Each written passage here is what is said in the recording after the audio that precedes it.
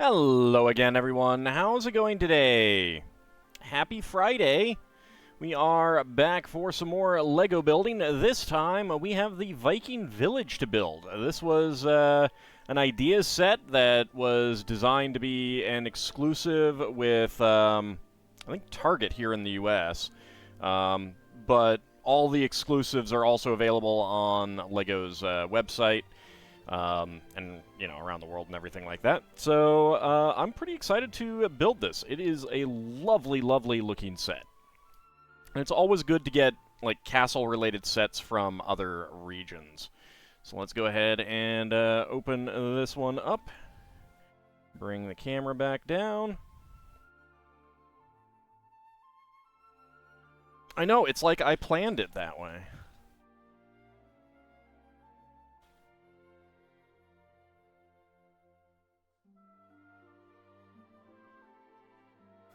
There we go.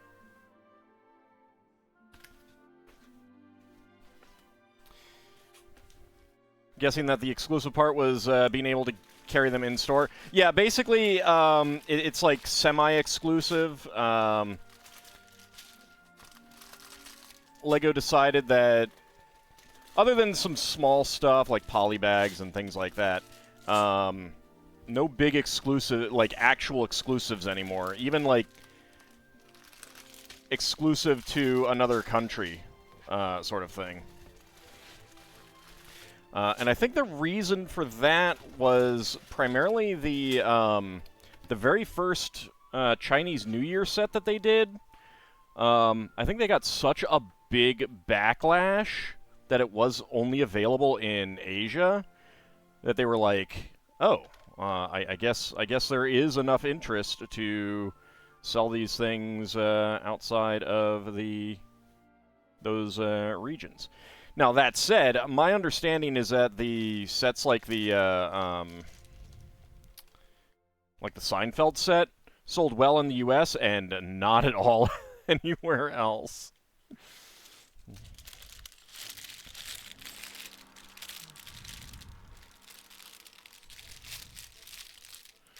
All right, let's see. How many bags do we have? There's 12. 6. There's 15.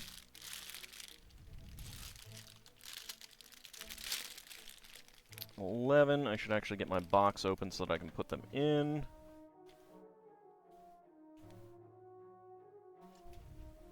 More correct to call it exclusive third-party seller? Something like that, yeah.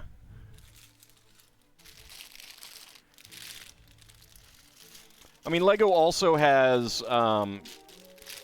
what are referred to as D2C, direct-to-consumers, which are only available on Lego's website, kind of thing.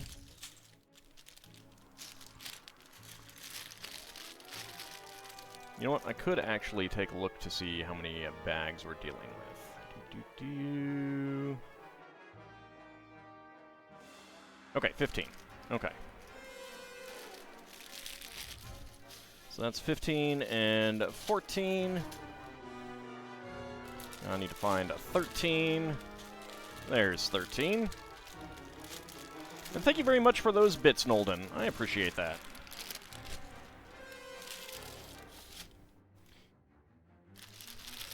$12 and $11.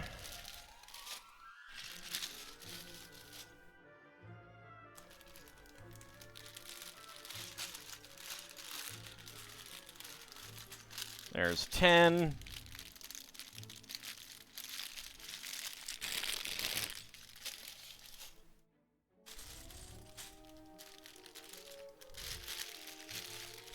There's 9. 8.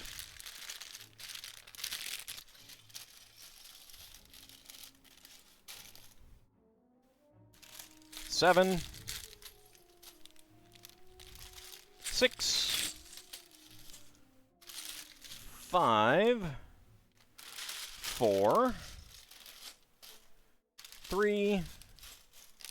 2. And number 1. We got a pair of these plastic lines with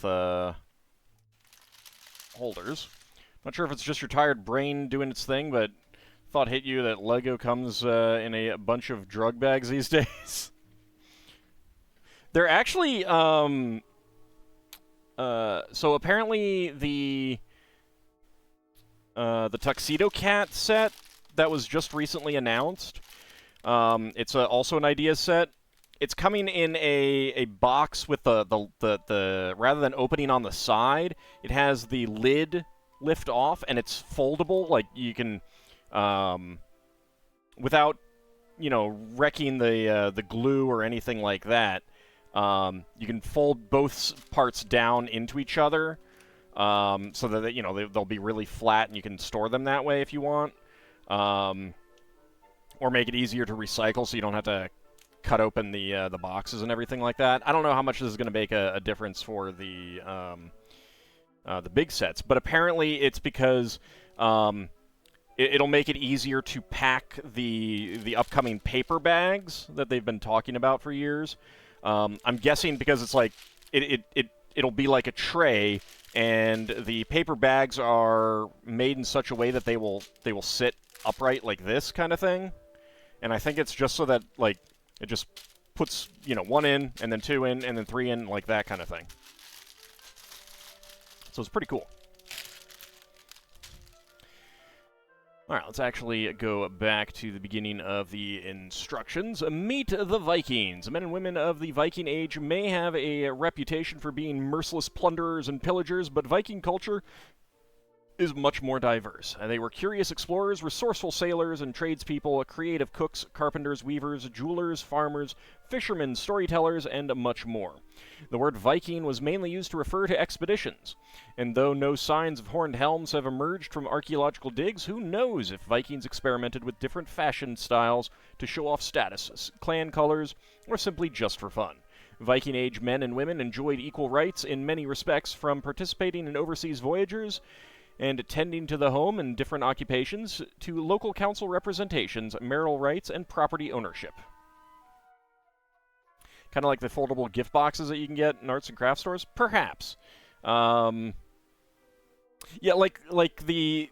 When you get a box that, like, clothing comes in, and the sides will all fold down so that they can be, you know, stored flat. I don't know if that's exactly the kind of thing that you're talking about, but it sounds similar. Viking communities were typically ruled by jarls, wealthy, authoritative figures, with carls representing the working class and thralls or slaves. Though laws were not specifically written down, communities would pass on their customs and culture verbally and through rituals and practices. They assembled regularly to vote on important issues, settle disputes, and catch up on the news of the land. Words, both spoken and in rune symbols in particular, were believed to have a powerful effect, good or bad, on everything in the physical world. The word rune, from the Old Norse rune or runa, means a whisper, a secret, or advice. The unkind or damning words towards the gods or your fellow humans were believed to cause devastating consequences. Style. Vikings were creative problem solvers who enjoyed cooking delicious meals and creating beautiful arts and crafts, elaborate hairstyles, and clothes. Both men and women shampooed their hair with a potent lye-based soap that lightened their hair, allowing even brunettes to achieve the signature blonde Viking locks. Whether out of vanity or practicality, it was an effective way to keep the lice at bay. Careers. Every skill was important to a community's status, health, and wealth. Farming, fishing, hunting, and preserving food for the cold seasons were vital to survival. Fish, game, and produce were dried, salted, pickled, smoked, and infused with herbs. See, you know, and that's how you know that Vikings were actually terrible people, because they pickled their food. Terrible. Blacksmiths forged weapons for voyages or battle, but also essential tools, kitchenware, and jewelry. Weavers, glass bead makers, weavers, glass bead makers, wood turners, carpenters, and potters each made valuable and decorative objects for everyday use. and goods to trade in commercial expeditions. In return, or as part of the plunder, Vikings would bring back precious metal, jewelry, or clothes. Expeditions and travels. Viking longships were built as warships and must have been a terrifying sight as they approached new shores, but trade ships were just as commonly seen in the Nordic region, and while not quite as fast as the longships, some of the largest trade ships could hold up to 60 tons of cargo. Evidence of Viking trade has been found in regions as far away as the eastern shores of the US, Eastern Europe, and Russia. A few infamous Vikings even carved graffiti runes in prominent places on their expeditions to Turkey and Greece. Closer to home, they enjoyed skiing, both as a means to get around, to go hunting, and just for fun. Also, am I happy you made a semi-successful blue mill deck in Arena? Yes, I am. Get more millstones in there. I think you can also guarantee that some drunk Vikings doing dumb stuff like gluing drinking horns onto their helmets during their big feasts and drinking celebrations probably happened.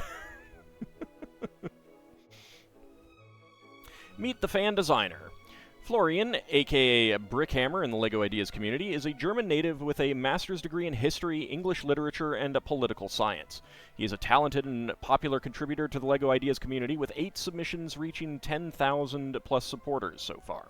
Florian actually studied the Norman conquest of 1066 and its influence on Anglo-Saxon society as the main topic for one of his final exams at university. Even though this set does not aspire to depict a realistic Viking village, for one, I included the 100% fictive horns on the helmets, the inspiration for the project was a combination of my interest in Viking history and nostalgia for a classic 1990s LEGO Viking set. 7018 Viking Ship Challenges a Midgard Serpent. My first LEGO Ideas Viking Village project reached 10,000 votes in 2020, but didn't make it through the final approval rounds. In 2022, I submitted an updated, a more evolved version, which happened to reach 10,000 votes just weeks before the first version was announced as the winner of the Target and LEGO Ideas contest. Eventually, we included features from both my submissions, so you could say you get 2 10K models in one. We refined the details like the stone staircase, the cave, the golden roof decorations, and my favorite, the rope bridge. The classic LEGO rope bridge mold is one of my all-time favorite pieces, but it's no longer in production, so we created a brick-built version. In my free time, I trained Brazilian Jiu-Jitsu, so we also hid a tiny martial arts Easter egg, too. Thank you to each and every supporter who has voted for my submission on LEGO Ideas, especially in the Target and LEGO Ideas contest.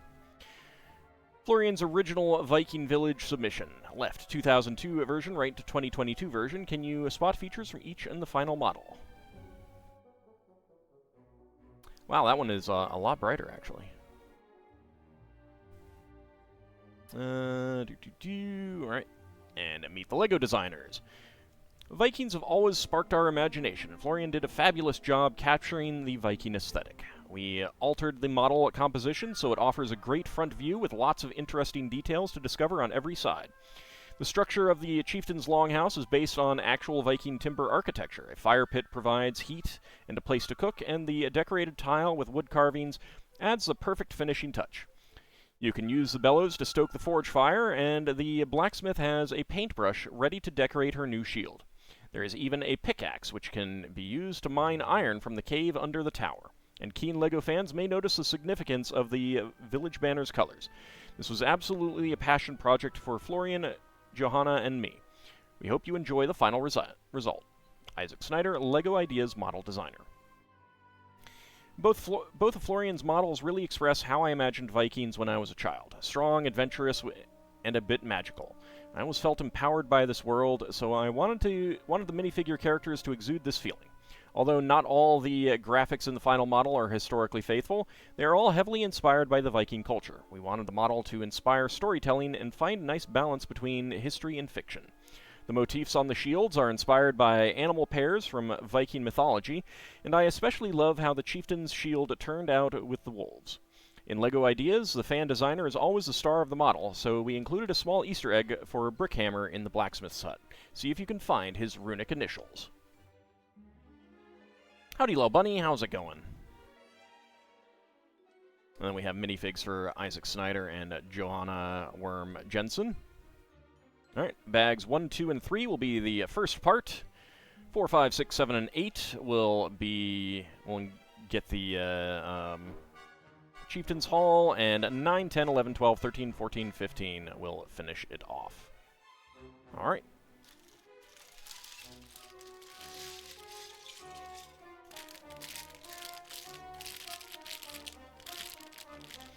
Might have some interest, but a couple of horned helmets from the Bronze Age have been found in Denmark.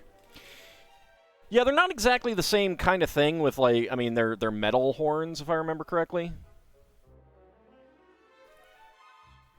More like cones rather than curved animal horns. Yeah.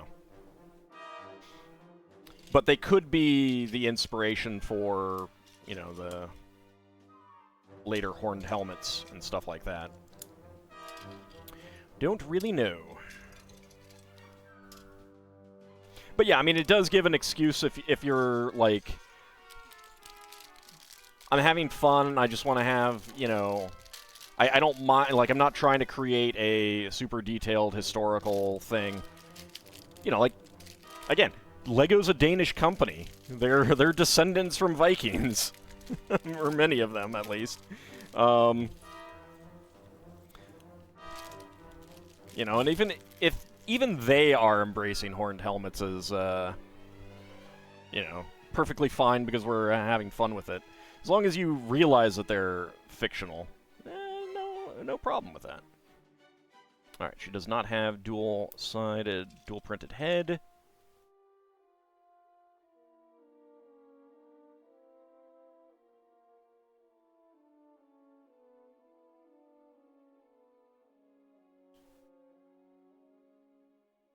There we go. Part of the inspiration is also thought to be from British monks depicting them as a devil-like fashion due to, well, Vikings doing their thing. Yeah. Yeah. Alright. We have our Lady Blacksmith.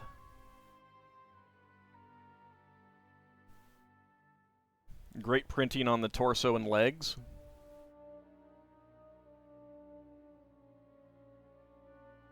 It is dark red on black, so it doesn't come out super duper well. But she does have a paintbrush and a hammer somewhere. There it is.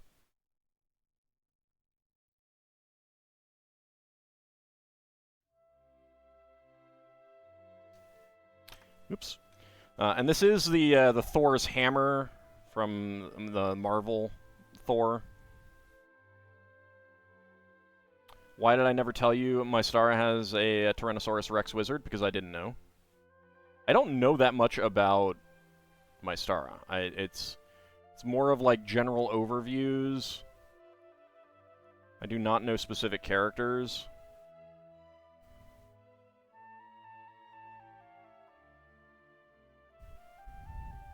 I mean to tell you that Viking-looking dwarves in Final Fantasy aren't accurate? Nope. Nice to see some Viking stuff anyways. Yeah, I know. I'm super excited for to build this set. I've been wanting to do it for a little while. No, it's Rally-Ho. Just wait until I get to Final Fantasy IX and the dwarves in that game.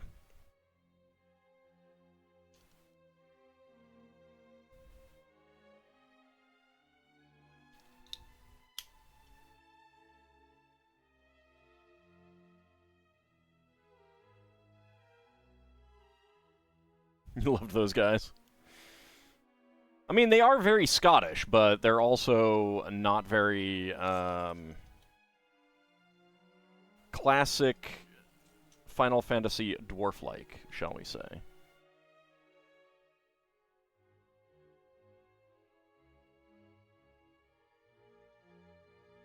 So how is everyone doing today? Hope you're doing well.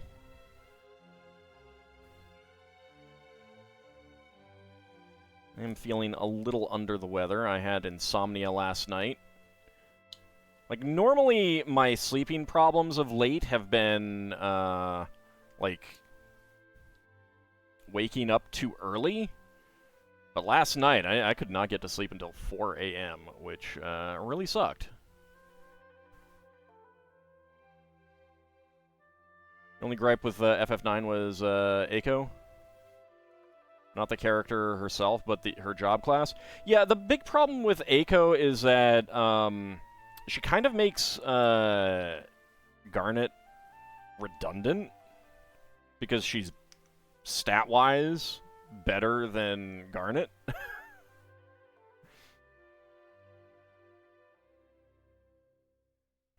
And she's a kid.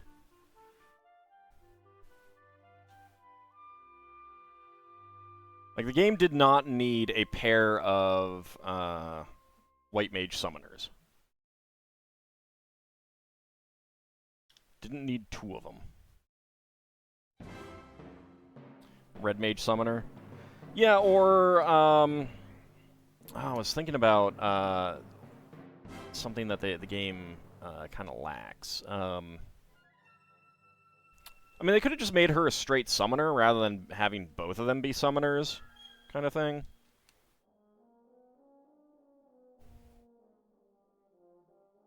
Anytime you kind of have to mix up the summoner class with other stuff, you're kind of hitting the an element of maybe you didn't design the class that well. You do like running a party with Eiko and Garnet in it, just heal wall hard.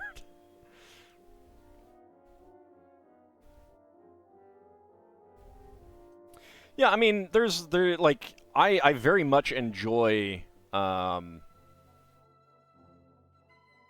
taking non-optimal parties into some games, just because I like characters.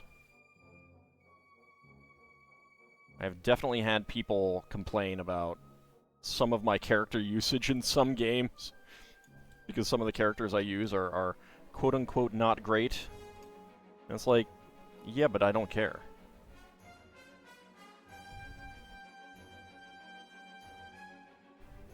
But yeah, like, even though, like, Freya looks like a red mage, but there's no actual red mage in the game.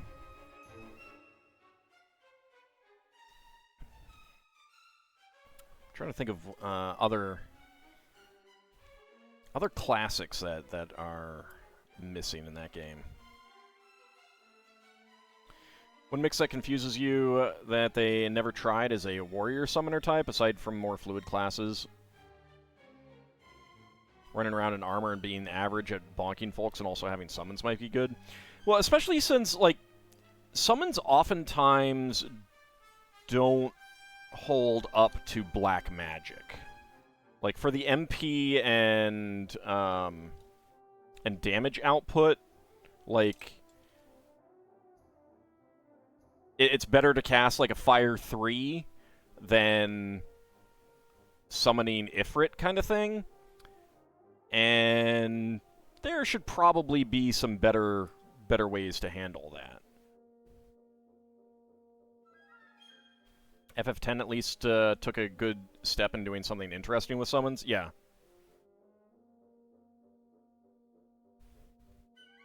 But then that game's problem of like being able to turn almost any character into any other character, I think it makes Lulu worthless because Yuna is just a better spellcaster than she. So you just take Yuna down the black mage path kind of thing or something, if I remember correctly. It's been a while since I played that one.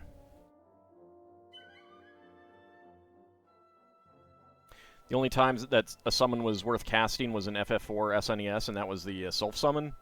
Well, they're still worth it. Like, it's... Summon is oftentimes the only reliable way to get water elemental damage kind of thing. At least that is only a thing that really hits in the late game in 10. Yeah, that's fair.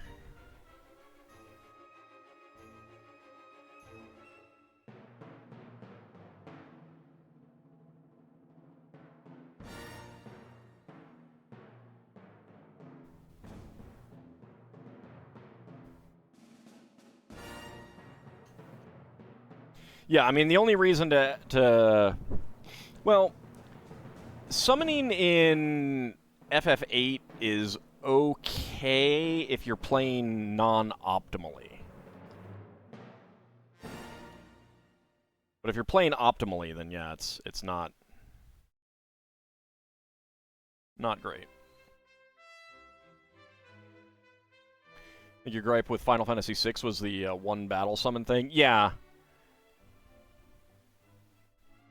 Yeah, that was I was never a big fan of that either.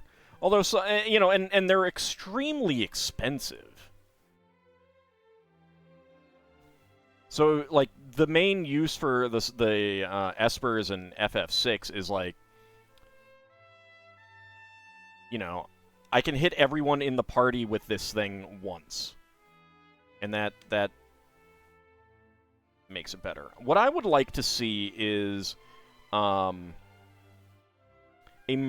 summoner that is actually merged between the Final Fantasy III caller and summoner, the two tiers. Because you ended up with some really interesting spell effects with those, and it would be nice to be able to choose what you cast. And they haven't really done that with anything else. Like, you can make some of the later, you know, some of the early summons that lose power in the late game still useful if you can still get a lot of the secondary effects in, kind of thing.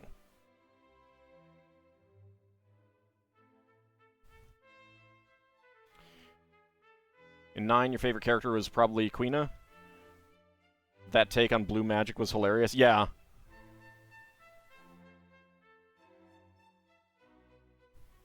Kind of surprised that there is nothing locking these together.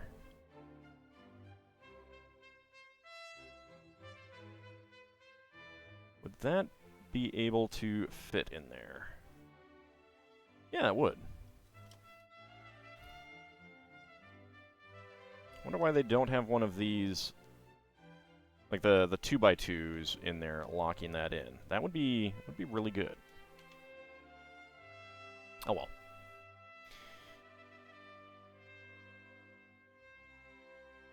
I feel like you get Amarant way too late in the game to really get into him as a character.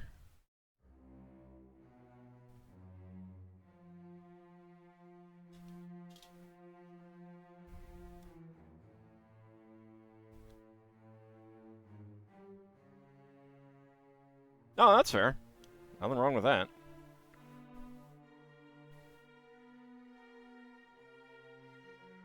It's more of a disappointing thing. Like, getting the character so late in the game is just unfortunate. Unless it's going to be someone like Fusoya, who is interesting but has big downsides and is not going to be around for the rest of the game anyway.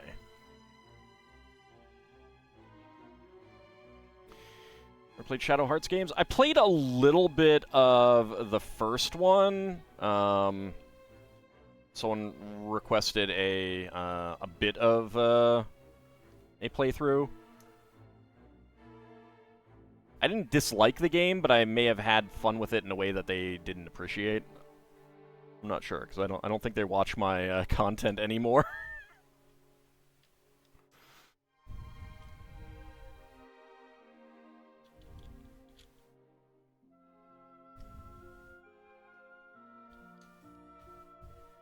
But I didn't really get into the game. I didn't dislike it, but there were definitely elements that I was not a fan of. I can't remember what at this point, because it's been a little while. It has been a little while since I played that.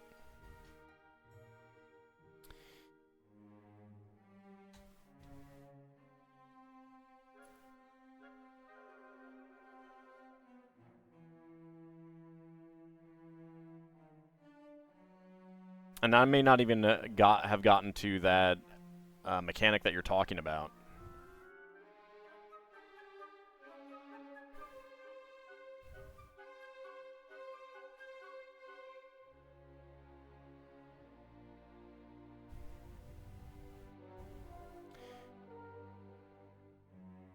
I own Kudelka. I got it like super duper cheap at like a Walmart or something. And I have been meaning to play it for a very long time because I absolutely adore the music in it, but I have not actually played it.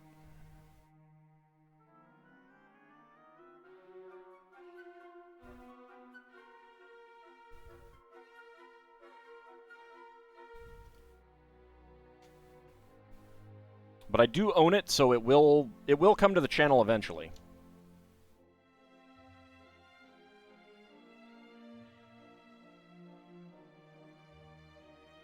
I've seen a little bit of it played as well, and it has some pretty bizarre bonker monsters, from what I recall. Not in a bad way.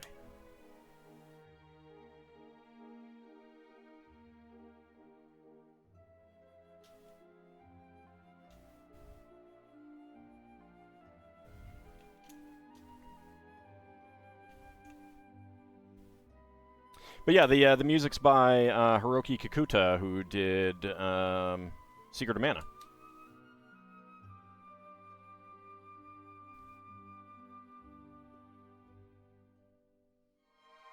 And it mostly sounds nothing like Secret of Mana.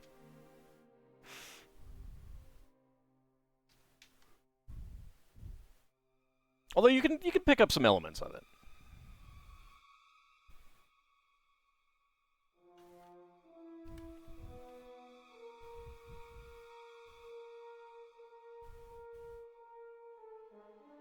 But yeah, so that game will definitely come to the channel eventually, just because I own it, and every game that I own that I have not either not played through or not finished, I do want to eventually play through. So.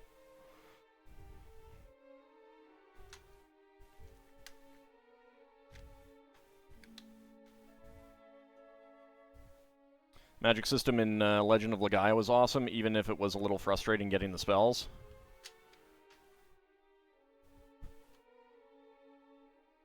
Howdy, Seelan. How's it going? No, I don't own Shadow Hearts. I own Kudelka. That's what I was talking about. Sorry.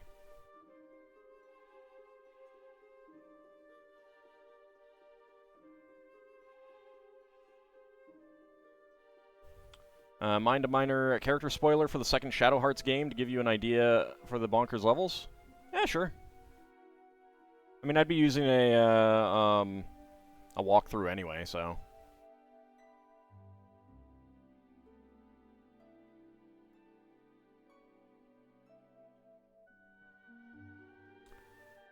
A little better after a NyQuil-assisted nap. That's excellent. I'm glad to hear it. We want it to be this way.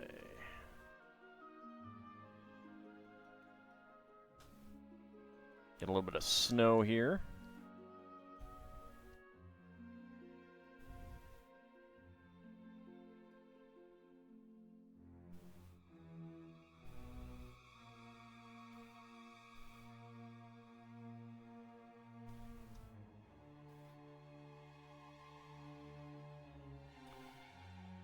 Straight up run into an HP Lovecraft, into HP Lovecraft, and there's a whole big and long side quest chain where you regularly come back and help him write books by fighting his various nightmares. I imagine that they didn't get into how incredibly racist he was, though. And that seems like something that they probably didn't touch on. A blizzard would be nice. I'm assuming you mean a Dairy Queen blizzard. Nope, yeah.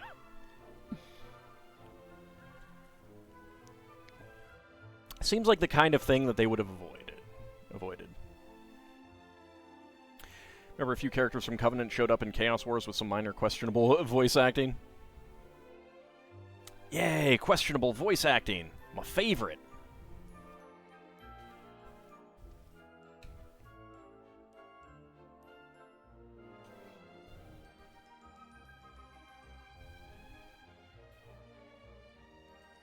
I love how Xenogears, with its very few lines of dialogue, voiced dialogue, they still did actually dub it, although they didn't even bother trying to like, sync up lip flaps and stuff like that. And they even got, and it's not like they just got anyone in the studio. I mean, Cam Clark does some voices.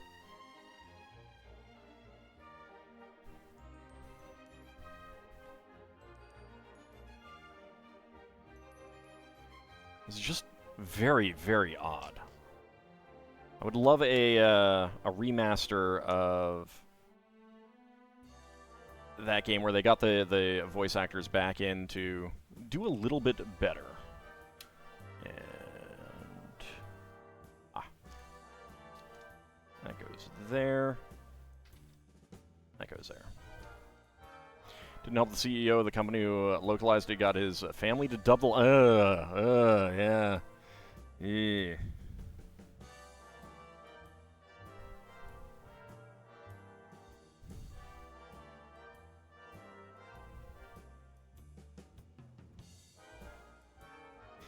Alright, that looks like that is going to be it for bag number 1. Yes, indeed. Alright, so, spare parts.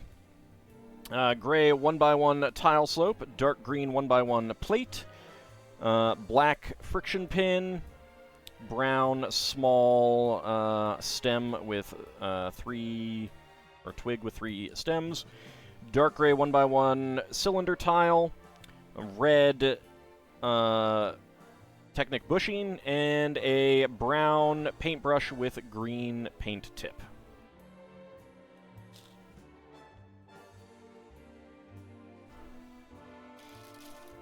Alright, bag number 2.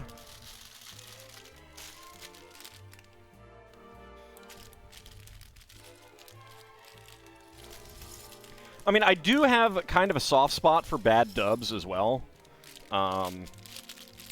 In the so bad it's good kind of genre, which is one reason why I still do plan to eventually play the Japanese FM Towns version of Ultima 6 with the dubbing, which included Richard Garriott actually voicing Shimino and Lord British.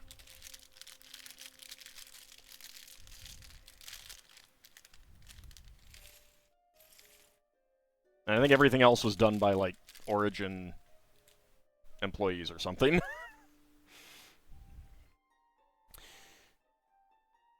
What's the most random game that I would like to see a proper remake of? I don't know. Most of my remake desires aren't particularly random, I would say. I'm mostly pretty happy with, like...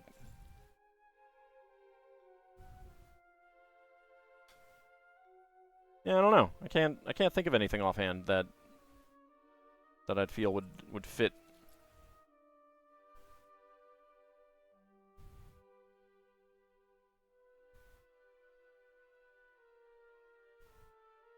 I mean, it's Xenogears and Xenosaga are really the number one games that I would want remasters of. Not even remakes, just remasters.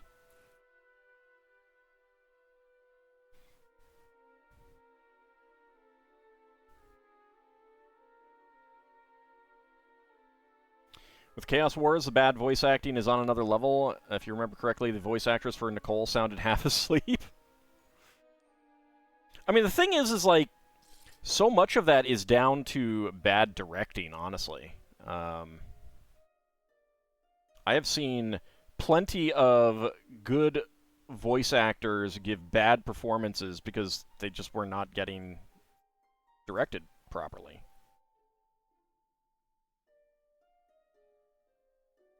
Same thing with, like, you know, actors in movies.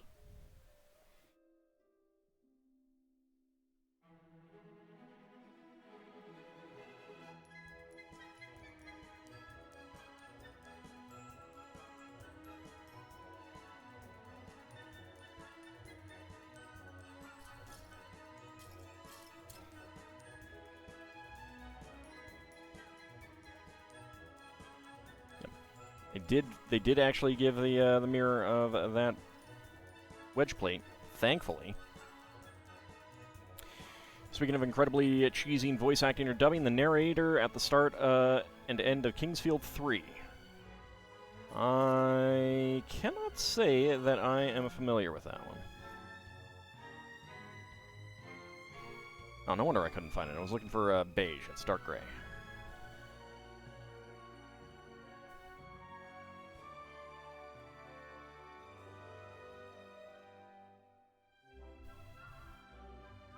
One large surprise for Chaos Wars is it was one of the rare crossover games to come over here.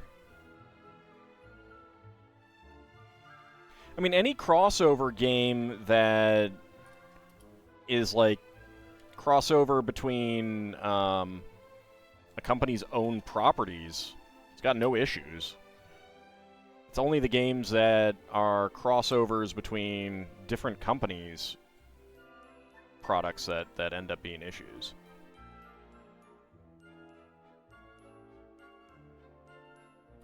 In credits of the game, which is not really a spoiler by now, King's Quest 3, this guy just goes. Well, I can't take a look at it now. Howdy, Kinshir, how's it going? There's some companies out there that are so afraid of leaks that they send lines for VAs to read, too, with absolutely no context behind them. Yeah. I don't know if they do that much anymore. I mean, like, I suspect that's what it was for Xenogears. Not like a worry about leaks or anything like that, but just, you know, here's the lines, voice them and send them to us, and we'll put them in the game kind of thing. So the voice actors had no idea what was going on.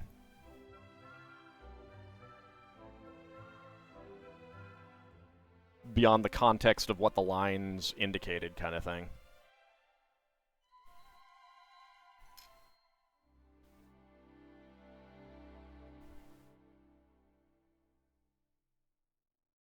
Ideas Factor, Aruz, and Atlas. Ah, gotcha.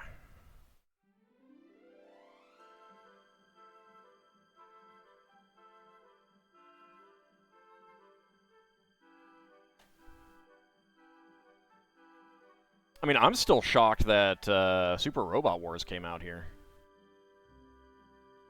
Super Robot Wars 30, I should clarify. How's Foundations for the Norse Domicile going? Going well.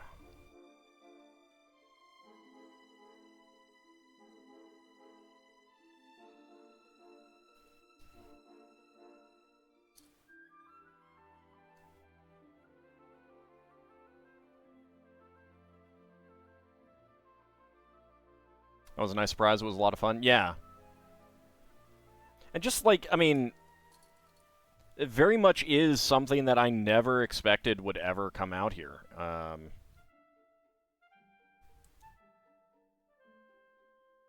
I'd like to see some of the other games, like non-Super Robot Wars games that are similar. I own 2 of the 3, and I'm blanking on the name of it. But it's more action-oriented. Maybe I only own 1. Ace. ACE.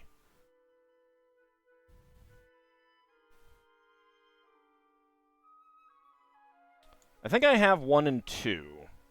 I literally cannot get anywhere in it because it is a game where you kind of need to have the game tell you what to do. Like, I cannot read menus. I can't do anything in the menus. I don't know what my missions are. So I've never actually gotten anywhere in those games, but I'd really love to get an actual translated version of those. Because they seem fun. Whereas I do have the Japanese Aug versus Titans, and if it didn't have music issues, I would totally play it. If I didn't have issues streaming PlayStation 2 games, which I should probably try out again one of these days, see if I can actually do it. Because it's been a little while since I last tried it. That would be a lot of fun to play. And knowing what's going on in the, like, having played the other two games in that series, I can figure out what needs to happen, kind of thing.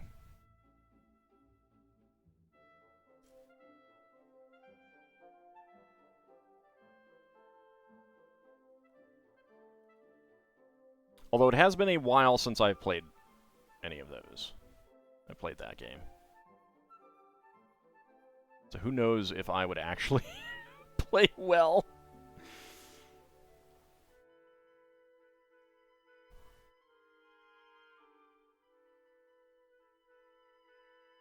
And remember things.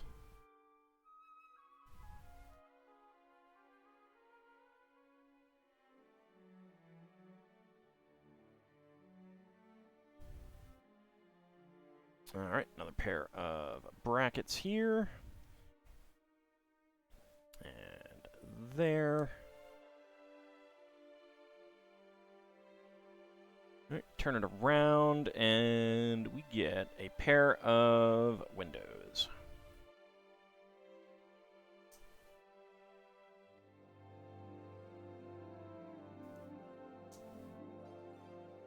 I mean, I probably should have played that game at a higher difficulty setting, because by the end, I was just absolutely destroying every single thing that came my way. I like this, using the two different pieces to get similar looking elements on here.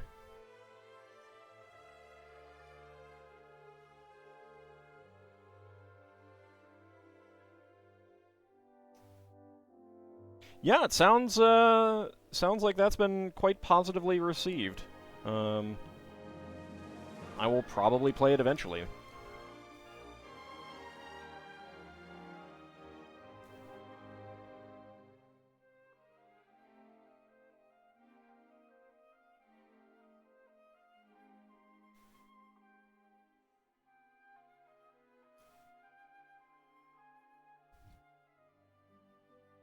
I just don't have, like,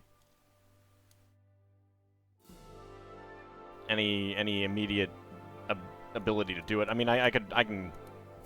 I'm not saying that I can't play it. I would just want to play it as an LP kind of thing. And then a pair of horns here.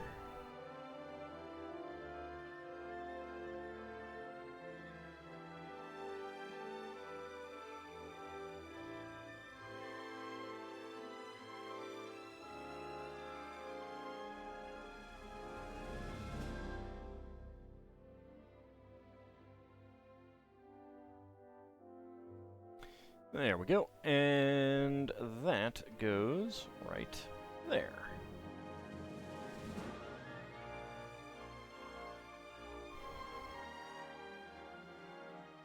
Makes for a nice end.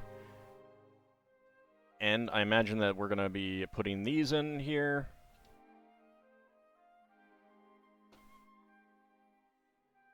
Does have a good amount of voice-acted lines. Nice. I am a fan of the woman who does the vocal song. She did the vocal song for Xenoblade Chronicles 1. And has some good albums of her own. Produced by Mitsuda, actually.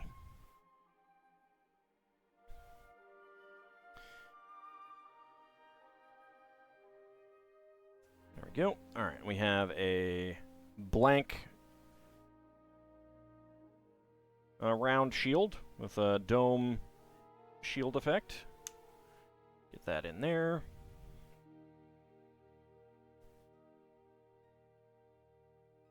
Though the voice actress I picked for FF6's Pixel Remaster opera scene, yeah, she did a good job.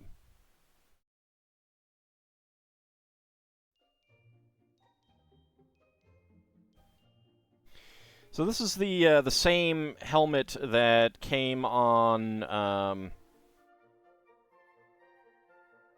the CMF figure from a little while ago that we opened up. Not painted there, and I think this is yeah, it's a lighter shade of gray. Is that just regular gray? Yeah. Wait, no, that's dark gray. Right, this is more of a gunmetal gray on this one. There we go. Always nice to get more of those helmets as well. And we get a flame in right there.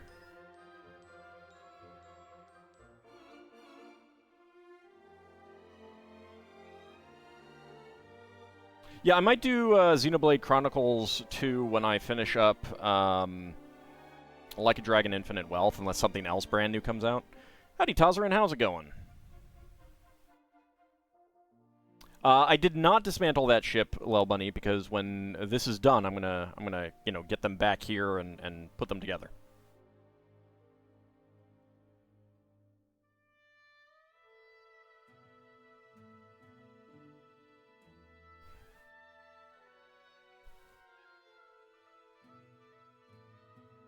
Looks like the one on the minifig is a bit more matte finish as well. I think it might just be the color kind of getting a little bit more reflection kind of thing. Or the angle of the light. Howdy, Shield of Hope. Your eyes hurt from your gaming session? I hope it's not a bad hurt.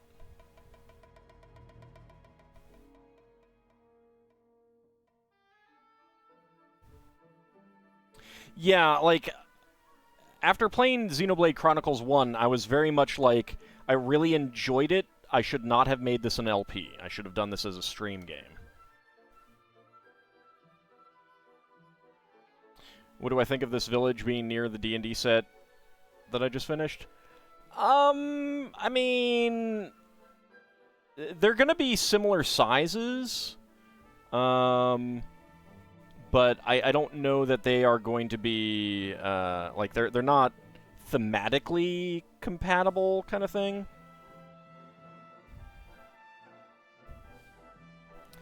Played Trials of Mana for a few hours. Got it. Did you enjoy that? I have not played that remake. I don't know what I'd play when I get around to playing Seiken Densetsu 3, to be honest. That one or the SNES version.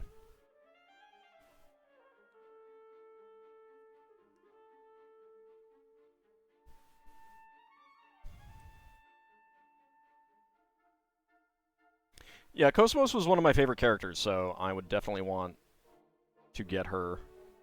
Is she voice acted in the game?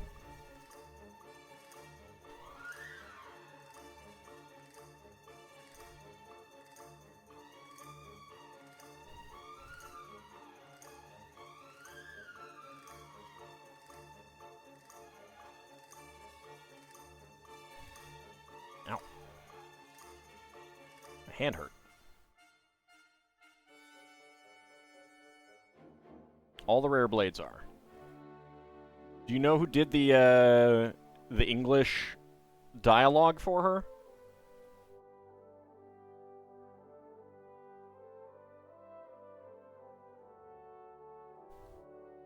So I wonder if they actually got her English voice actress. And I'll be very sad if they did not.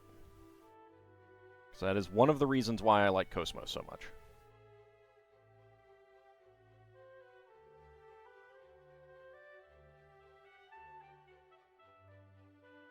You're enjoying it? You played it on the PS4 before, picked it up on Steam a couple of years ago, but had to uninstall it for space. It's your current hyperfixation.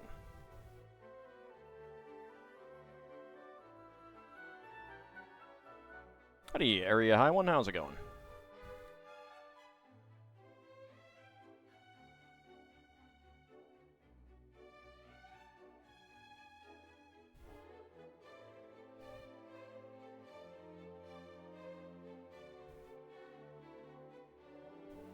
Good, still figuring out this streaming thing? Understandable.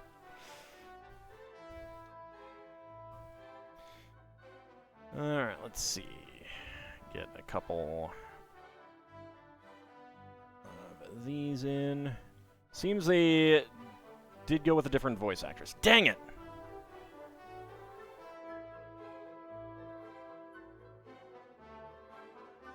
I figured that would be the case, just because they probably wouldn't have gone out and gotten her. I'm pretty sure she's still working.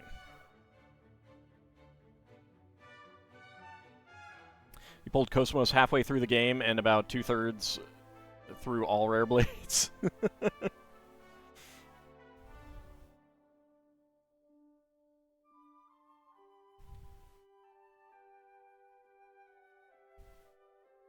I mean, you know, luck happens. I hope that it will not be a pain in the butt for me to get them. Alright, for 1x1 by 6 columns. There we go, exactly as I thought.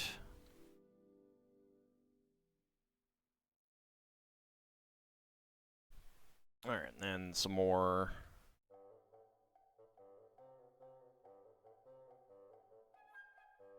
tile pieces. Where are my 1x1s? There they are. That goes there, yep.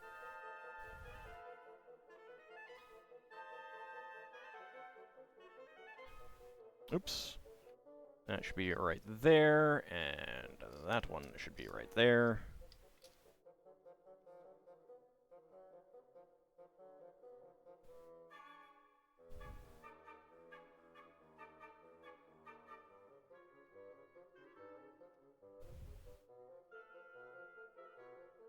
Yeah, Bridget Hoffman also did Cosmos in Xenosaga 1.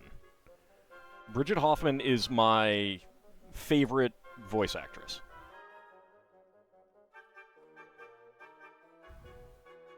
Like, she's in something and I get happy. I get, like, you know, warm fuzzies.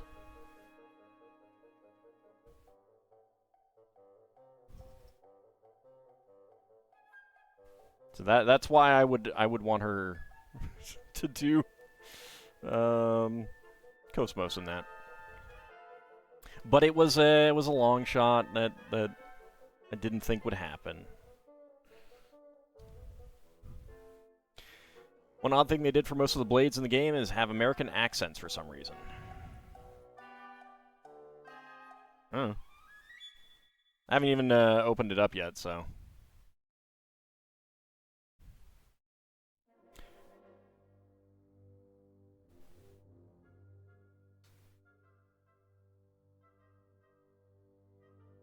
So at this point, I basically know very little about the game itself. Okay, I did get that one. Alright. Nope, I got that. 1x1 cylinder tile. Right there.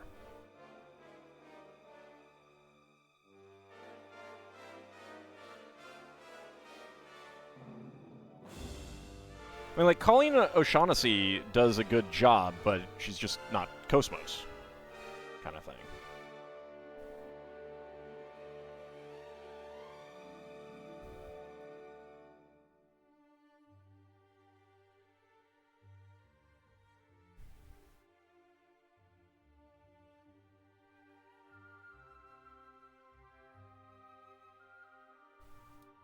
A little bit more snow here, and one last leaf over here.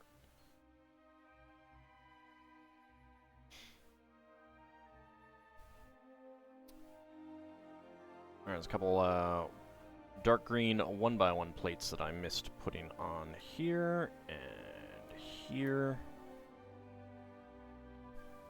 Anything else that I have missed putting on? No, it looks good. Alright.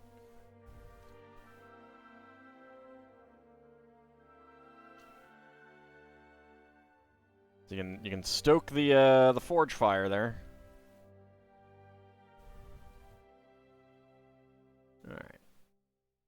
I should probably do the first step first so that I don't miss any more pieces here.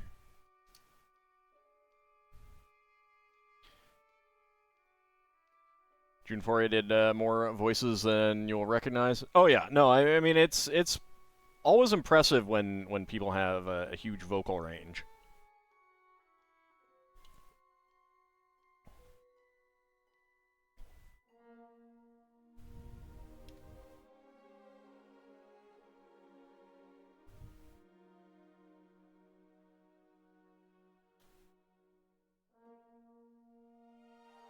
I get a little chuckle about Lethal Feline complaining about Steve Bloom and things, especially when Steve Bloom isn't in those things. I'm like, that does not sound like Steve Bloom. I don't know what you're thinking there.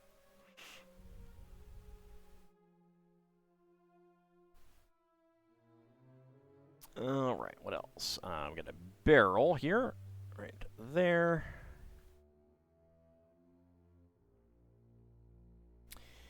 And get our bucket.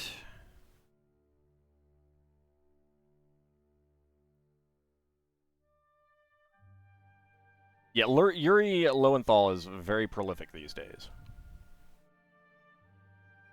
I'm not as good as I used to be about recognizing the voice actors. I used to be really good at picking them out and being like, you know, oh yeah, that's so and so.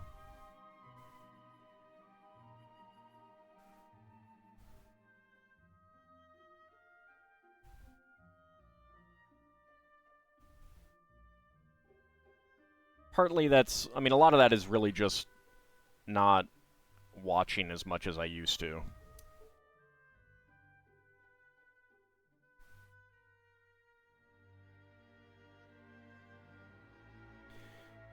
Alright, we got our little anvil here.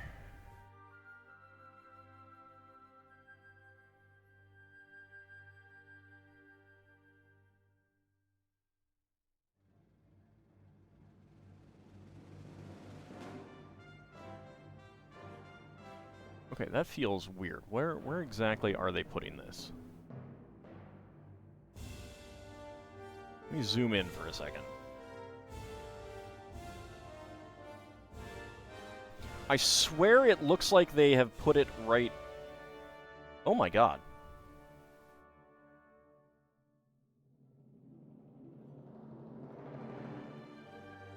I did not know that you could do that.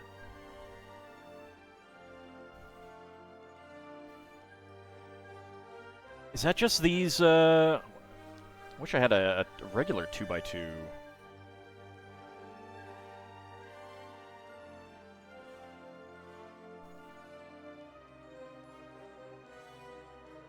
It's gotta be just these. Because you cannot do that with, a regular 2x2 cylinder, can you? You might be able to. No, I don't think so. No, you cannot do that with a regular 2x2 cylinder piece. Wow.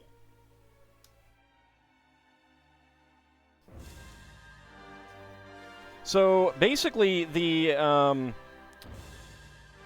stud parts on the corrugated 2x2 cylinder brick are a little bit wider than a standard 2x2 so that you can actually get it centered. And I literally did not know that you could do that.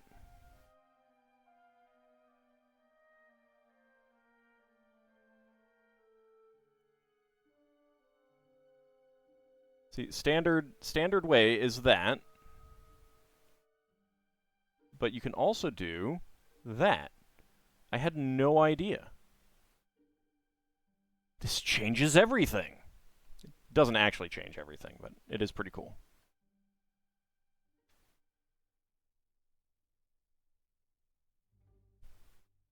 I had no idea. Wow. Alright, now to zoom back out. There we go. All right. That is really cool, though. See, I know a bunch of people who, like they...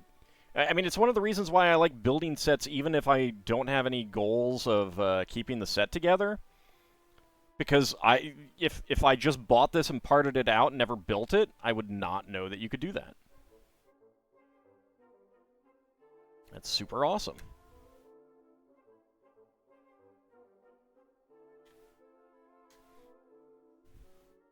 Makes me want to look for some other sets that they may have done the same thing in.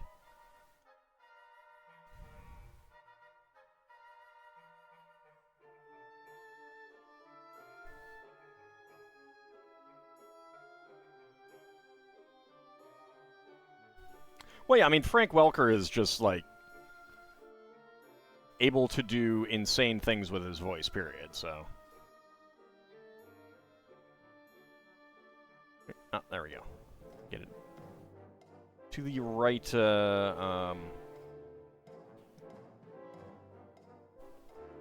thing, so that will work out properly. There we go. It was like a fraction of a percent, the wrong magnification there.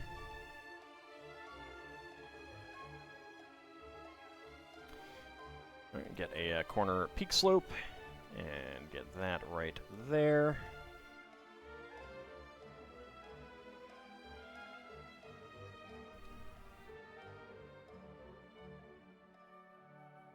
Yeah, he does a ton of animal sounds. Love the person they got to narrate the opening scene for FF11. I played, I think, 5 hours of FF11. And I was not a fan. So I do not remember at all.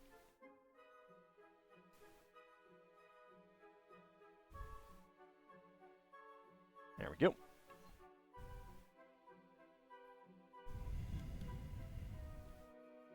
Alright, now the chimney.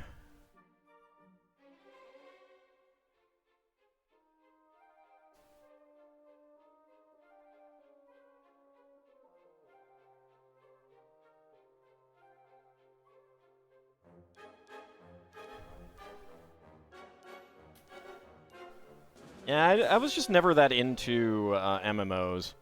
I tried... I mean, like, the one that I put the most time into was Ultima Online.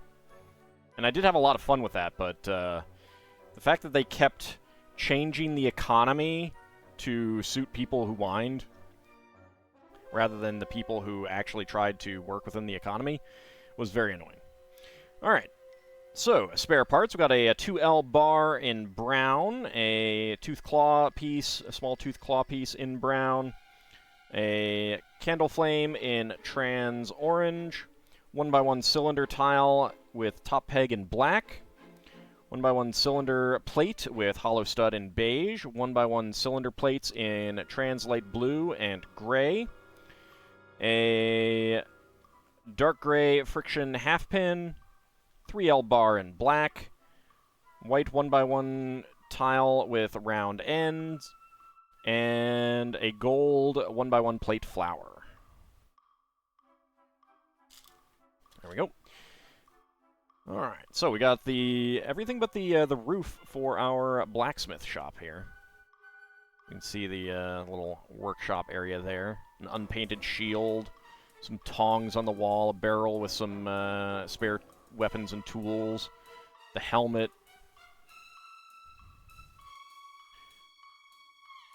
the fire that you can stoke. That's neat. And I really like the design of this end of the building. Looks very nice.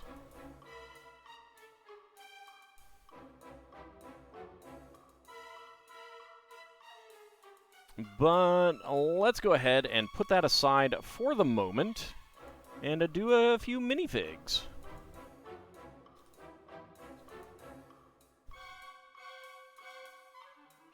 Okay. Go ahead and get the sheets out. There we go.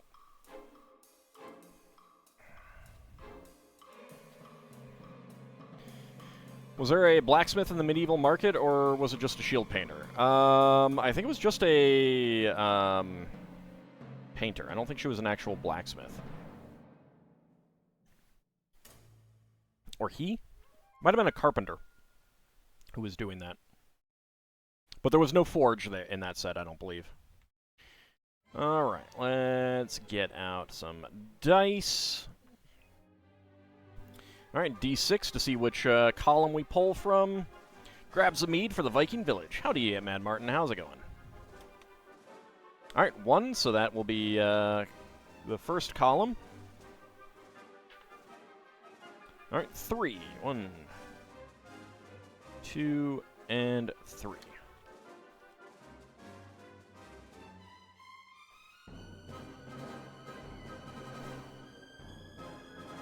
Alright, so let's go ahead and start a prediction.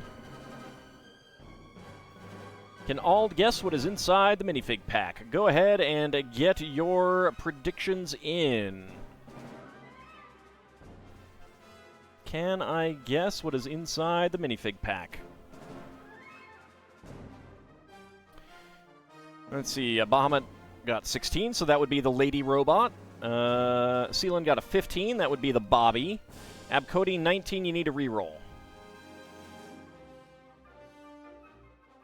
A Minotaur Bricklayer? I thought you'd go for some Viking stuff, Lel Bunny. Jeez. So totally off theme tonight. Also 3. That would be the Lederhosen lady.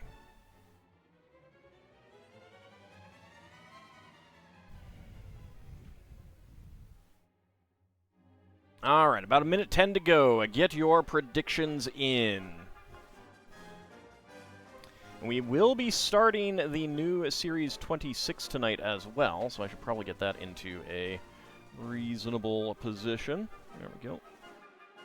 Abcody got a 16 on a reroll. That would be the Lady Robot. Someone going to get a great payout. Always nice. You themed Wednesday. You can't have Can't you have at least one night off theme? Not when it's Vikings. I think you need to look at page 42, subsection 35, paragraph 8, line 14, Well Bunny. It says right there, when Vikings are involved, must be on theme. I don't make the rules. I don't make the rules.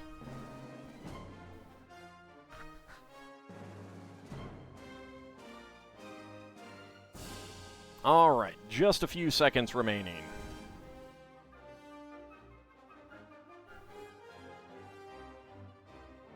Get my timer all ready. But paragraph 12 said that you don't have to. Yes, it does.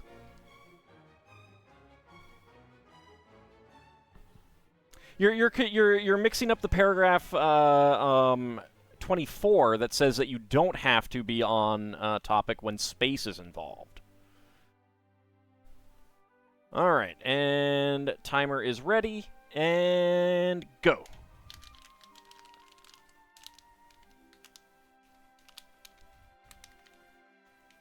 Okay, I have what appears to be a 1x1 brick. Do I have the, Alright. Yep. 23.65. We have the welder again.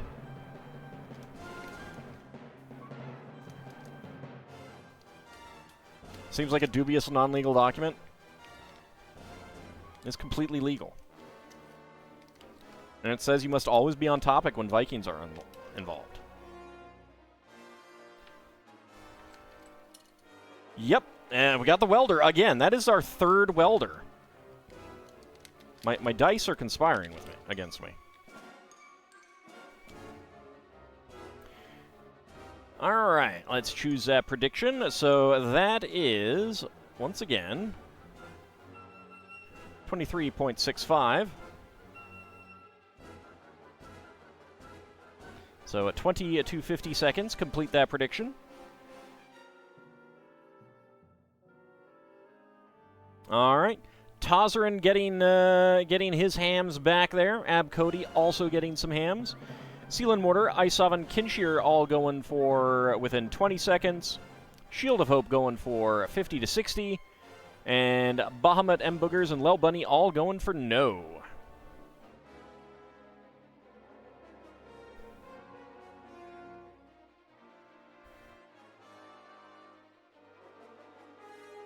Welder the new Pepper Girl? No. No.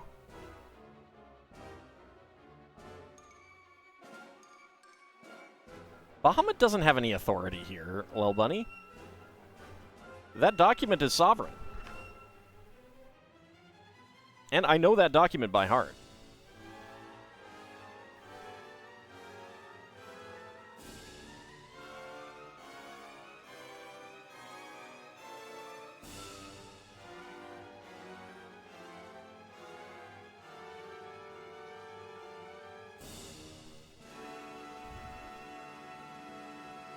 All right, there we go.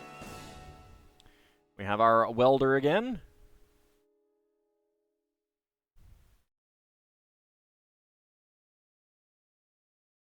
Oops. Princess Linda got bumped off the screen. All right, so let's go ahead and mark down a third. I do not know if there are going to be any more of that figure in that set. There should be some that are 3, some that are 4, and some that are 5 in that one. And I do not know which ones are which. They're telling me to mock a 1930s construction site? It could be. It could be.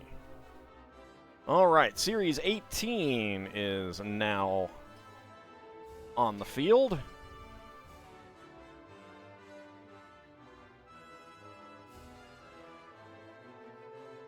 Horse does not want Princess Linda bumped off. Horse and Princess Linda are very good friends. All right, so that is the third column. And we got a 1. So, let's pull that one out. These dice are rolling low today. Let's start a new prediction. Can all guess what is inside the minifig pack? Let's go! So we have gotten the Elephant Girl, we have gotten the Brick Boy, we have gotten the Rocket Guy, we have gotten the Spider Person, and we have gotten the Unicorn Knight Guy. So, Seelan, you got a 17, that would be the Unicorn Guy. Bahamut got a 5, that would be the Rocket Guy. Let's see what my D20 says. 14, that would be the Flower Girl. Not a bad representation of an acetylene torch, though usually the tanks are a bit taller. Yeah. Yeah, it's a pretty nice, it's a pretty nice piece. I do like it. Cody got a 12. That would be the cat person, the cat costume, and Tozarin got a 6. That would be the birthday girl. Now that you count them, 17 works. Yeah, 17 does work. There's a bonus figure in here, the classic policeman.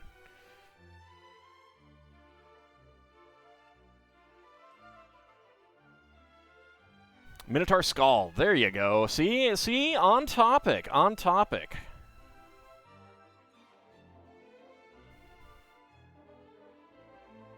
Odin is pleased.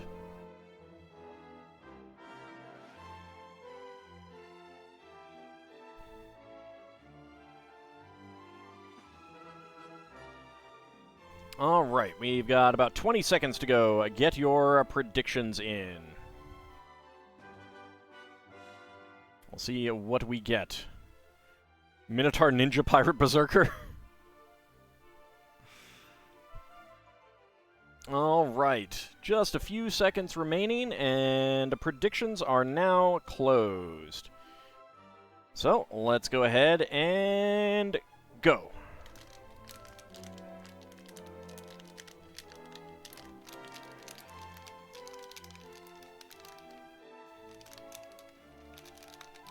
Okay. 12.31. I'm pretty sure that we do, in fact, have the Flower Girl. Which is what I actually rolled. Let's see if that is correct. Yes, it is. Yes, it is.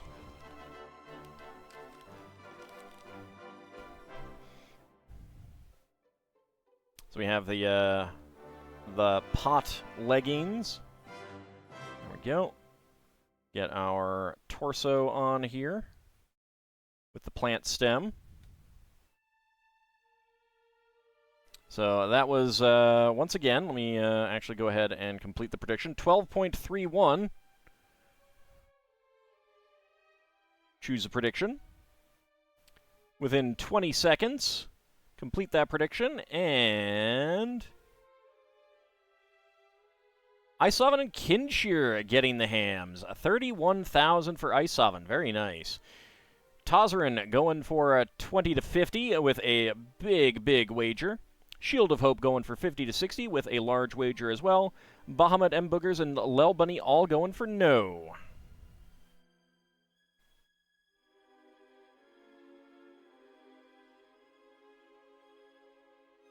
We'll make her happy. She's happy to be a flower girl.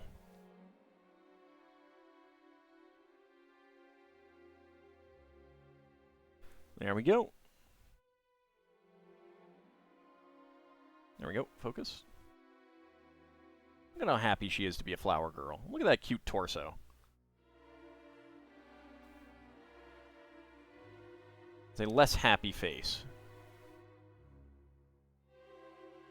Who wouldn't be happy to be a flower? I mean, some people might not be. Well, there's always next time, Abcody. Alright, so that is our first flower girl. There we go. And now we are getting Series 26. Okay. So once again, we are going to be, like when I get 6 individual figures out of the top, or 6 unique ones out of the top, then we will go on to the lower register, and after I, and I'll put in the ones from the top into the bottom register as we go. So a D6 to pick 1, 2, 3, 4, 5, 6. All right, so that is a 6, and I need a D10.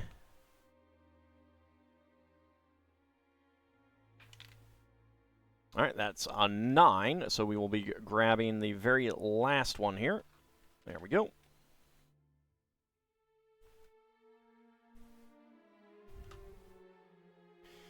All right.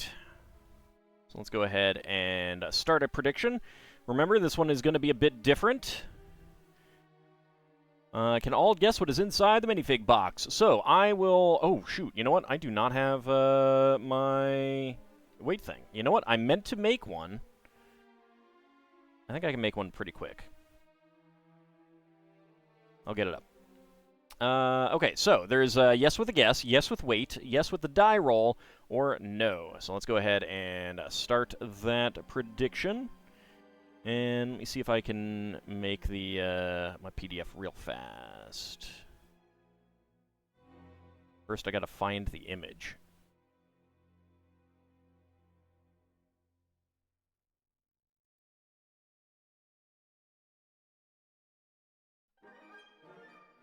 Where did it go?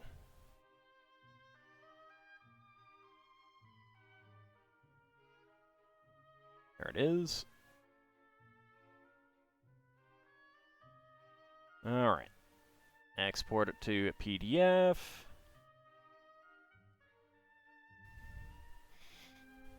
Seelan rolled a 12, so that would be the mutated Blacktron guy.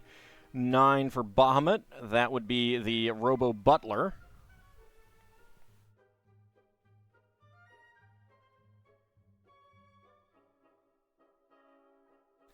All right, let me go ahead and save that. as... No. No, no, no.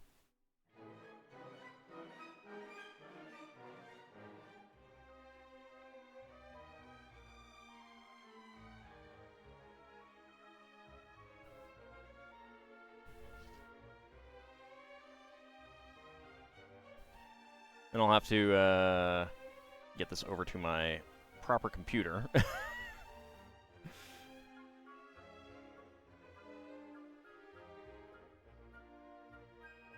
Alright. Go ahead and get this moved. That's the wrong folder.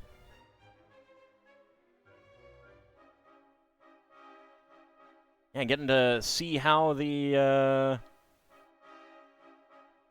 sausage is made with this one here.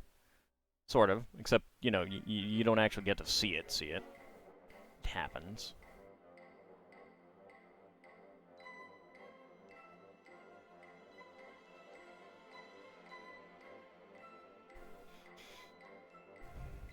Sausages. Yes, sausages. Everything's better with sausages.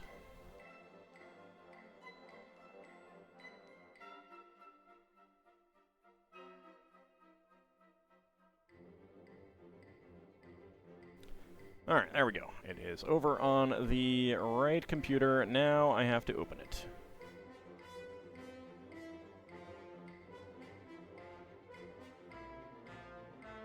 There we go. Let me go ahead and zoom out a little bit. Okay, there we go. What kind of sausages? Sausages. We just said that. Sausages. Alright, so predictions are closed. So let me go ahead and shake it up, see if I can figure it out. You're more of a beg and strip person yourself, but you suppose we can have sausages? Well, they have to be sausages. Because that's what's in the Painted Hills MST3K episode.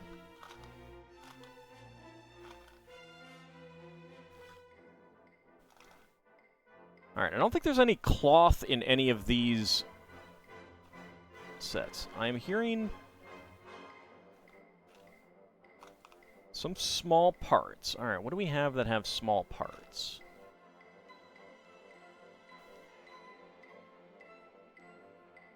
You know what? I'm gonna guess the ice planet. Alright, so my guess is the ice planet lady. So we are looking at 19.56 weight. Well, that ain't right. 16.17. Alright, 16.17. Well, that has got to be the alien tourist. Yeah. Alien tourist is what the weight says. So my guess was ice planet. The weight says alien tourist. Let's go ahead and roll the D12. 4. So the die says the retro space lady. Let's go ahead and check our app and scan the matrix code. Alien tourist. All right. So weight it is. Let's go ahead and check to see if that is all correct. That is indeed correct. All right. So let me go ahead and choose the outcome. So the weight is correct. Complete that prediction. Who is getting the hams? Ice Oven getting the hams that time. Very nice. Abcody and Shield of Hope going for yes with the guess. Kinshire and Little Bunny going for yes with the die roll. And Bahamut going for no. All right. So the base piece has a star pattern on it, which is pretty neat.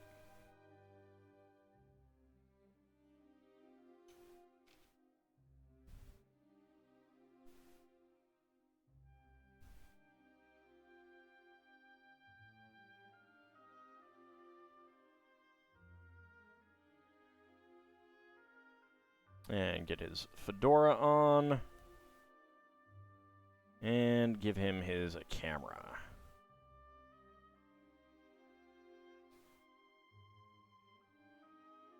There we go. And there is a spare 1x1 clear cylinder tile. Alright, so here is our alien tourist with his camera.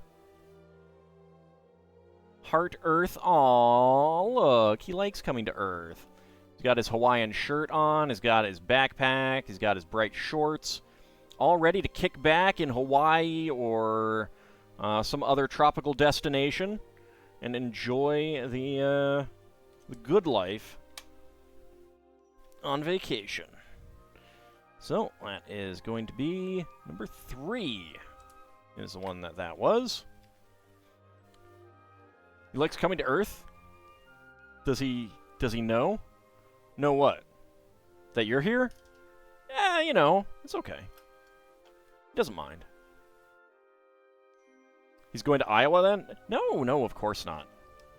He's here on vacation, not here to do the cattle dissections and stuff like that.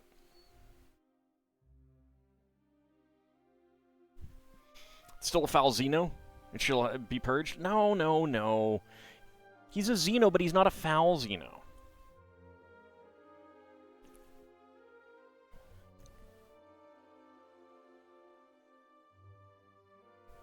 Alright, have a good rest of your day, Bahamut.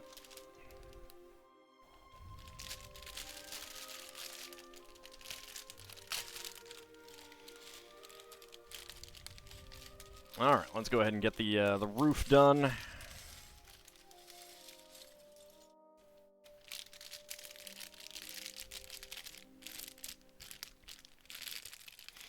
Alien cameras. Captures the best possible image by literally minimizing and capturing the subject. Well, yeah, you know. Plus, makes a nice souvenir, Seelan. You can take home to show your friends. Somehow drives a sports car van filled with a crew of XCOM agents fully loaded with gear to the site of the landing. Come out guns blazing. Hey, wait, no, I'm just here to get some sun. Ah!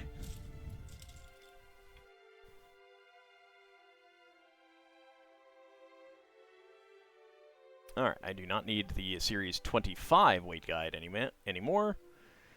And let's get back to the building.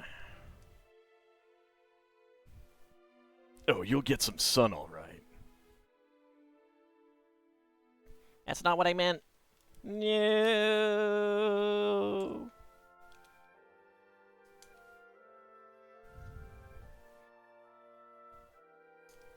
Why do you want to dry me out in the sun? I do not make good jerky. Also, I can put my dice back. There we go.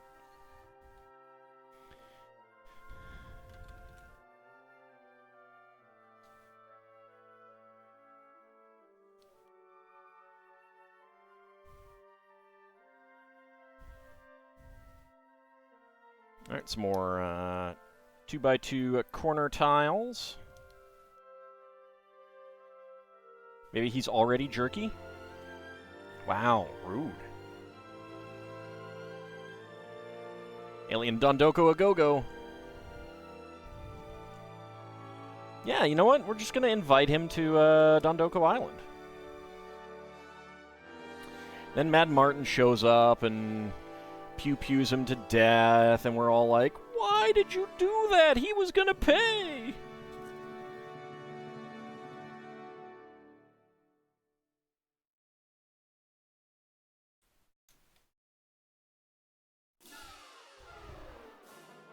It had to be done.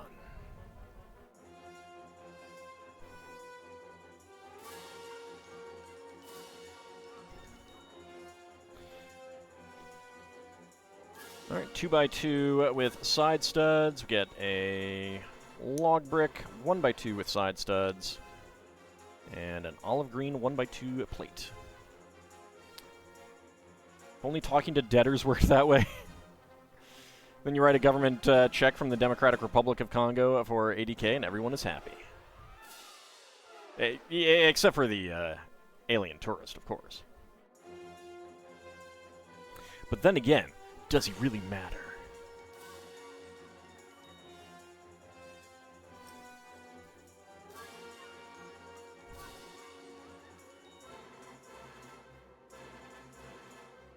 Alright, couple of corner tiles again. 2x3 plates. 2x4 tiles. Not many antimatters. Oh.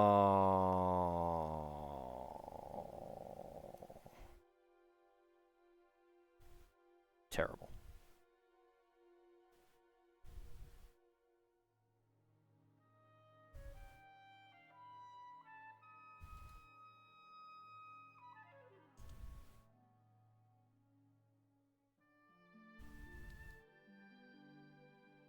Just terrible.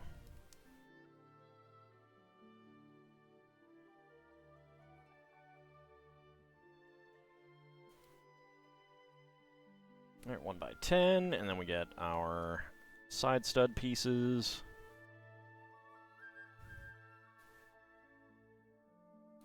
Pair of olive green 1x2 plates.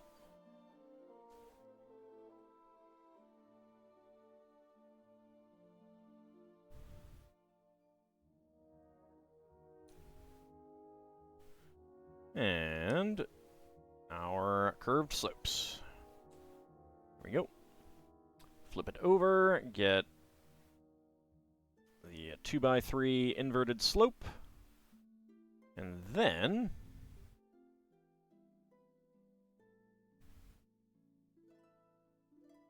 take this one, connect them up. There we go. That's actually pretty cool.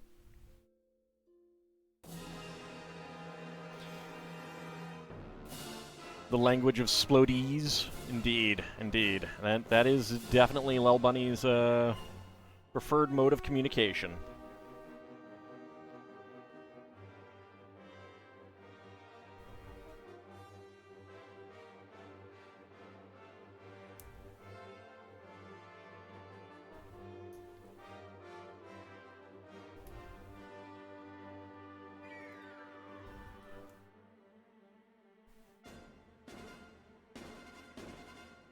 I mean, on the other hand, if they didn't want to die, then they would understand splodies, wouldn't they? Dark brown 1x1 plate rather than a regular brown. Weird.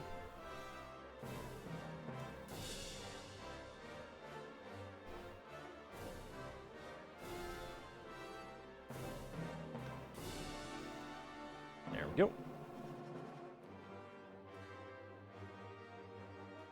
And then do the same thing on the other side.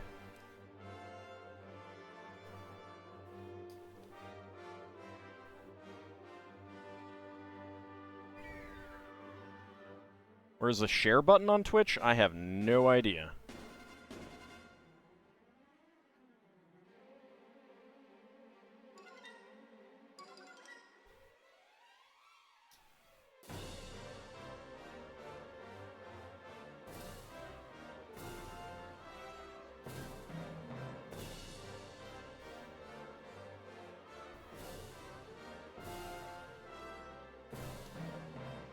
I always just copy and paste links. That's how I always do it.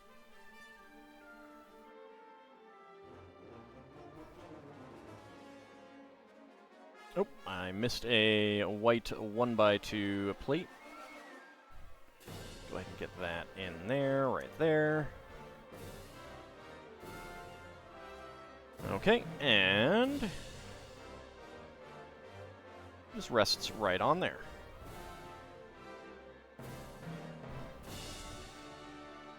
Okay, turn it around so that we can do a tree. 6L bar with stop.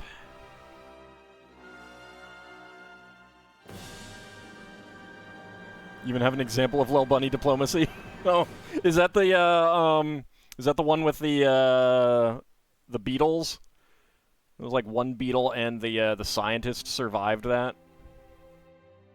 That was good times.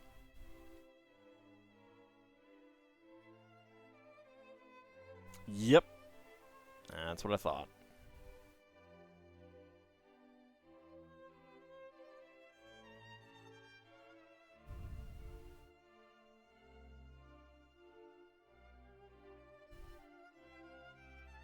That definitely was a fun set of streams, and it was also by far my best viewed streams outside of like raids.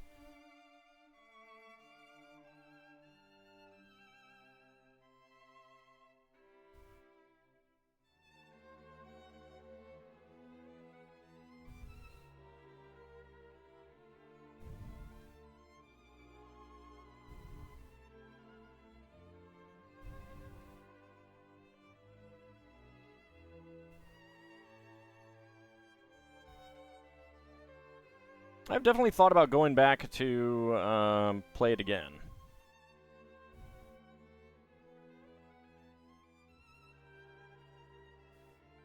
It's definitely on the list of potential future streams, so... There we go. Got a nice little pine tree with snow-covered top branches. Call me Sam? I think I'm missing something.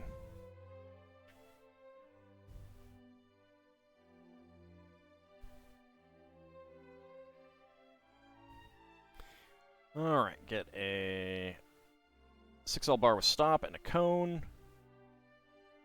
Oh, got it. Understood. You know, I've never actually seen that movie. Should probably watch that movie at some point.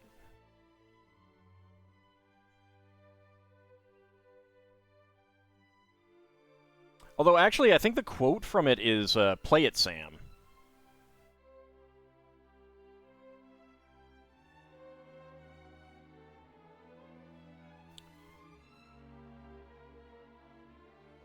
One of those situations where the famous quote isn't actually from the... like, it isn't actually a quote.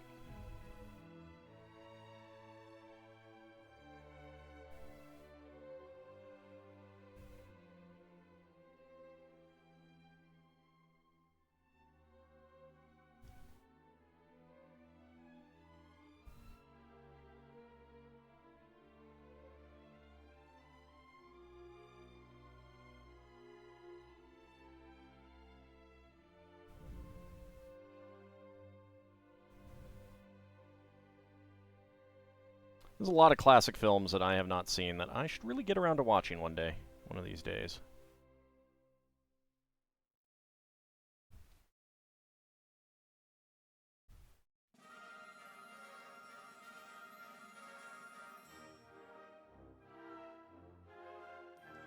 It's just like Kirk never actually says, beam me up, Scotty. Like those specific words.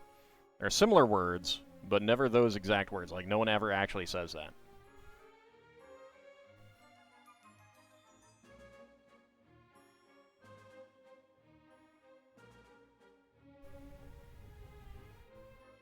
Alright, so we get a double stack of the flower pieces.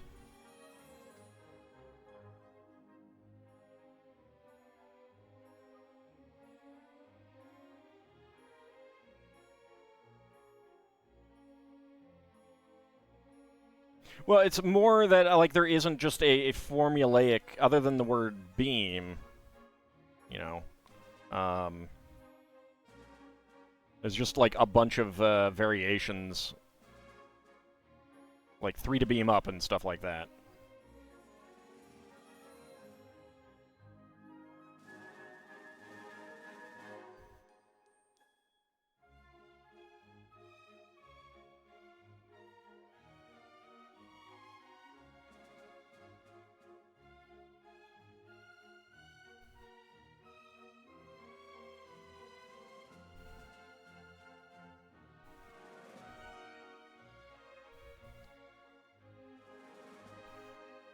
Yeah, it's interesting to think about, like, the misquoted lines or like, things that get into popular memory that aren't really the actual quotes and stuff like that.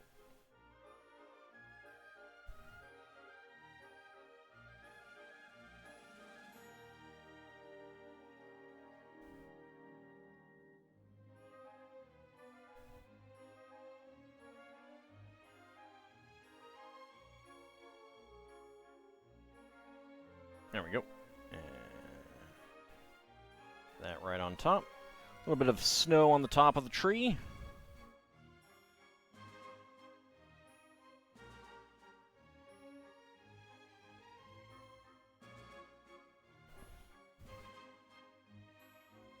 Alright, next up. Get a rune stone, it looks like.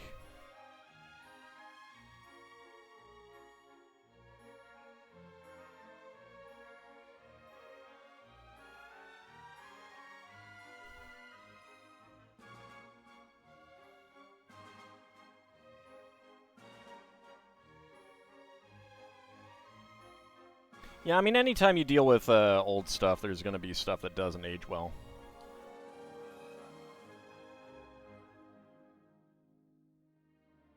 Alright, so we have our rune stone. It's a pretty cool decoration on that.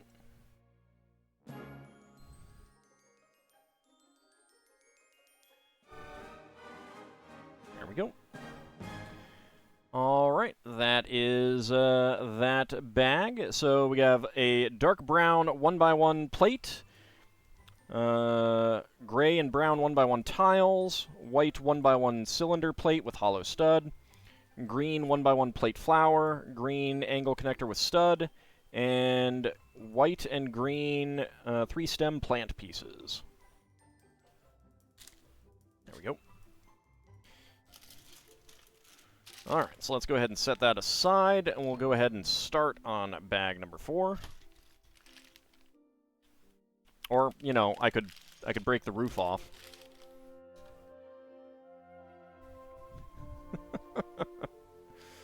Then everything, like, almost everything came out of the barrel.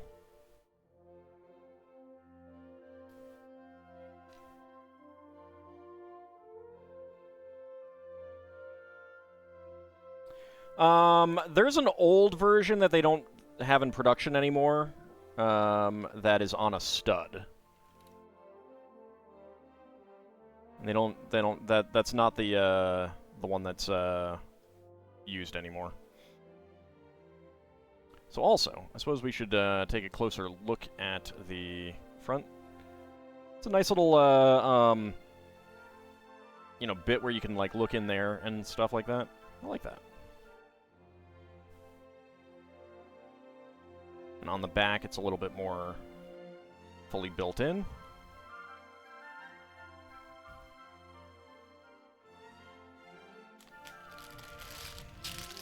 Total Lego professional roof breaker. Oh yeah. No, I'm good at breaking Lego models. It's a skill acquired over many, many years.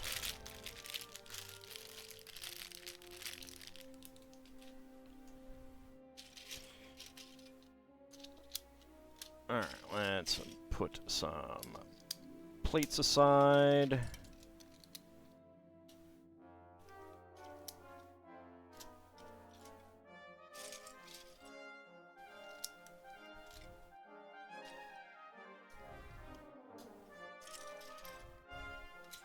There we go.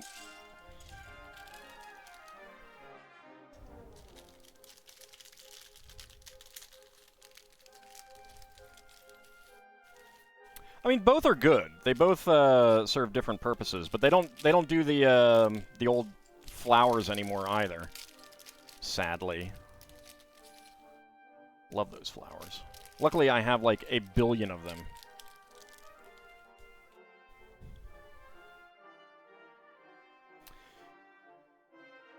Alright, let's see. So, let's make our minifig first.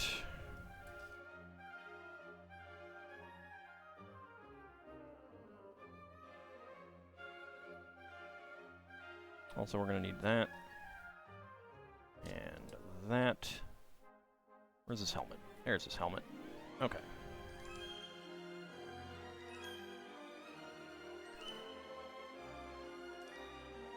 Quiver on the back. Only has a single-sided printing on the face.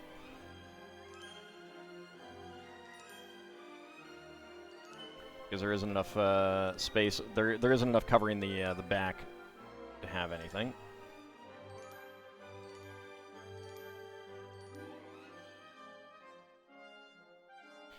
And he can hold his bow.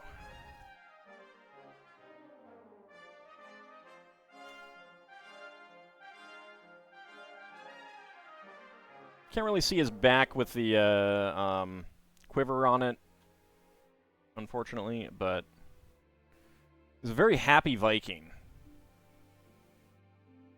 With some cheek decorations or tattoos. Very nice torso and legs on that guy. Very cool. They have really good minifigs in this set. Alright.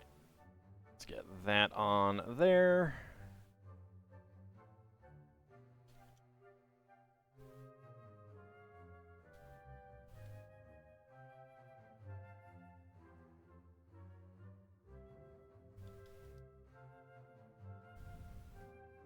Start building up the base.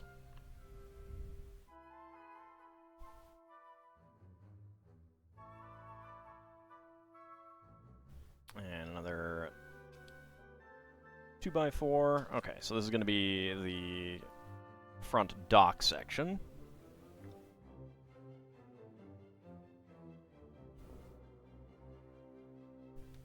I've complimented male torsos before.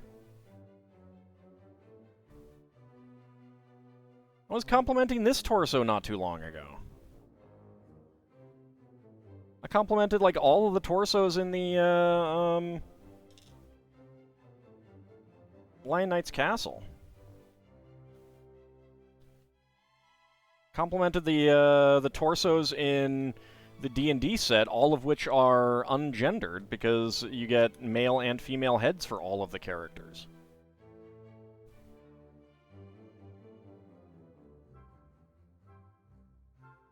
I'm being unfairly maligned.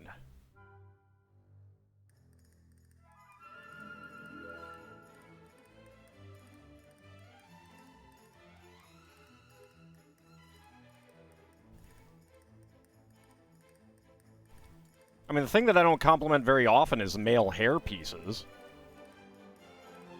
Thank you, Mad Martin. It is a very lovely torso. It's nice and green and scaly. What about the Lego trees? What about them?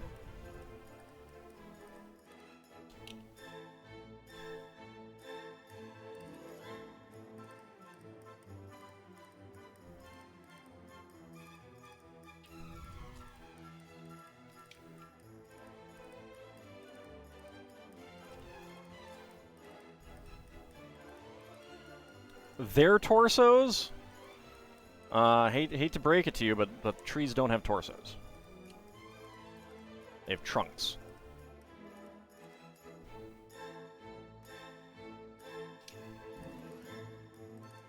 Alright, dark gray 1x2 and another 2x4.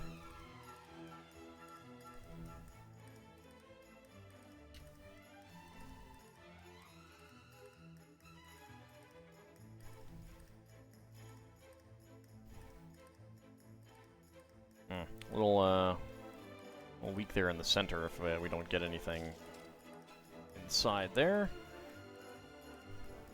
Alright, dark gray. We have a brown 1x1 cylinder tile.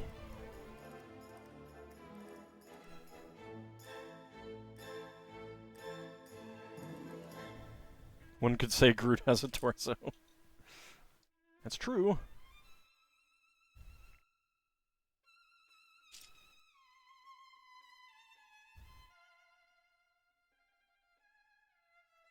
Like, Lego also tends to do torsos that, like this lady's torso is not gendered.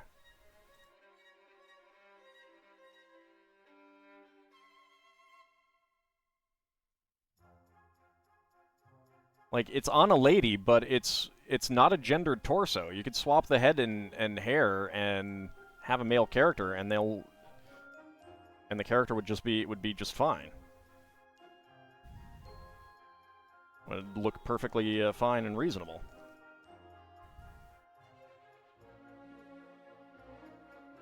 Like, I compliment torsos that look nice, not because they're male or female. I think you're reading more into what I say than I actually put into my comments.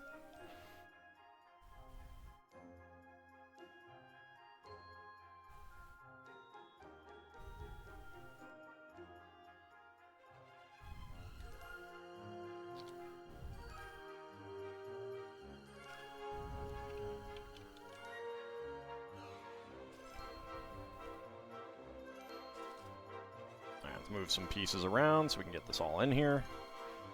There we go. Alright, do one for the other side.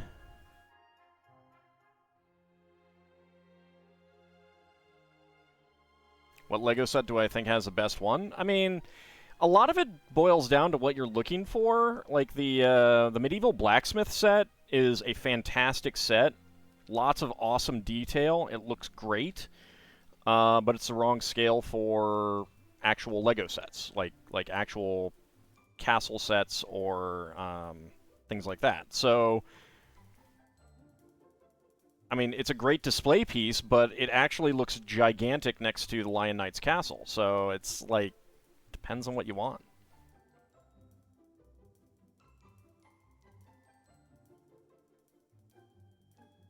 I have a very, very soft spot in my heart for the one from 84, 85, which I never actually owned, but always wanted. Very, very soft spot. Left ventricle. Yes.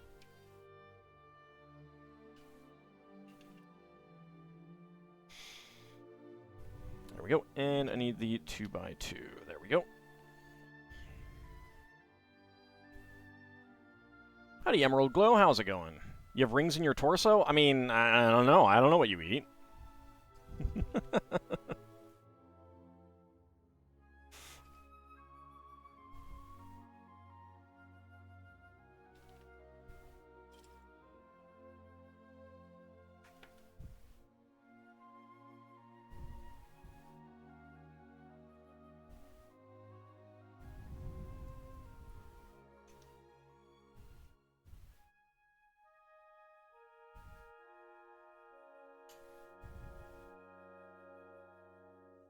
Get some more rock pieces down here.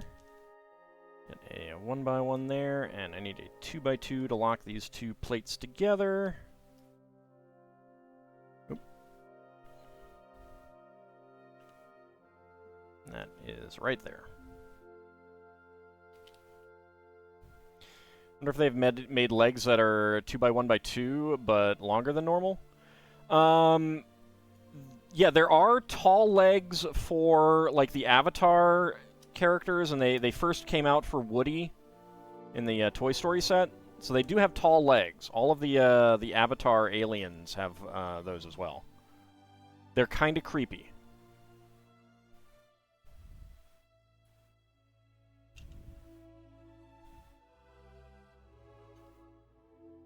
Doing fine. Hope everyone's doing well. Thank you. Aside from having numerous rings in your torso.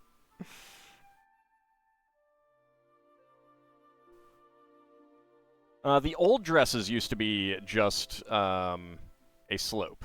They now have a special piece for dresses.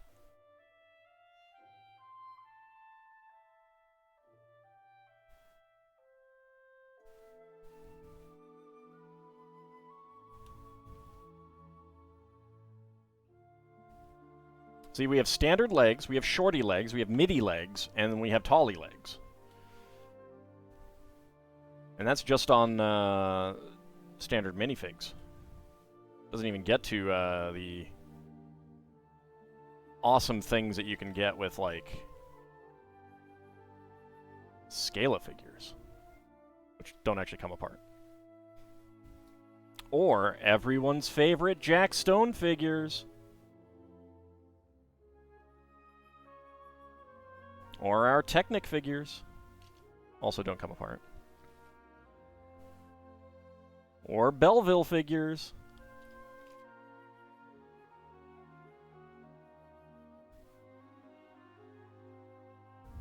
There you go, Mad Martin.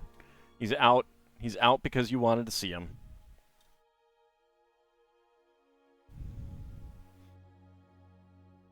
Whole shipper, the upper half is used for the figurehead of a ship like the... Please don't make you vomit in my Discord. Well, you know, you should really not do that. It's not healthy. You should try not to be vomiting.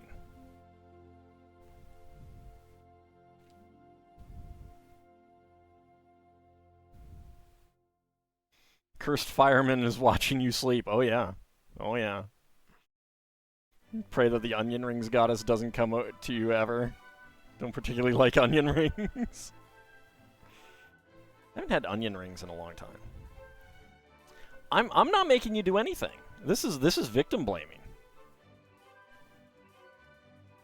I'm the victim here.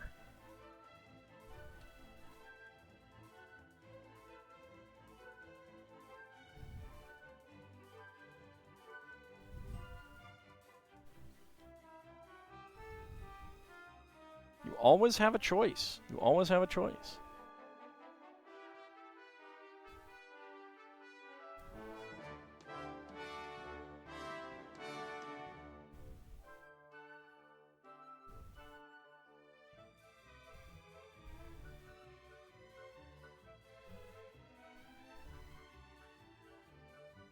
I haven't had onion rings in a really long time, actually. I used to love them a lot as a kid. I don't know why I stopped eating them.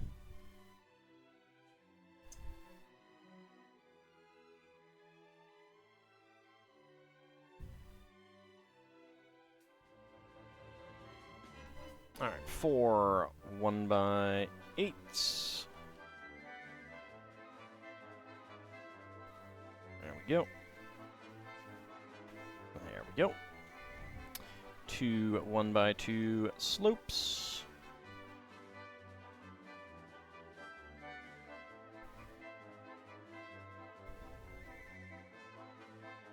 Alright, 3 1x10s. Right there, get some ribbing in here. You know, like I do to you guys. Ribbing.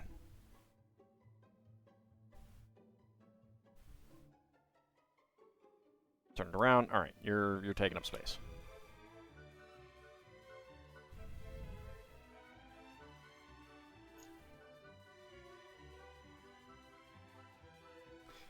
Just make them now in the air fryer. Ribbing barbecue ribs? I would love some ribs right now. Ribs are great.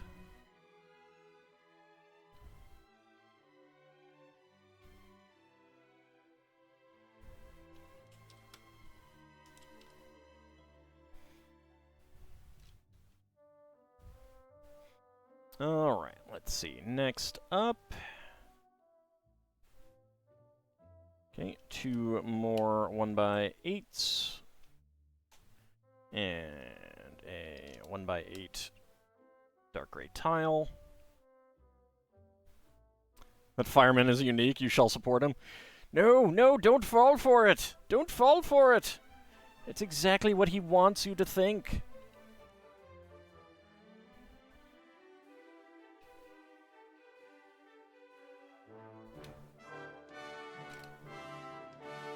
Why use the 2x3 if you're not going to put anything on top of this?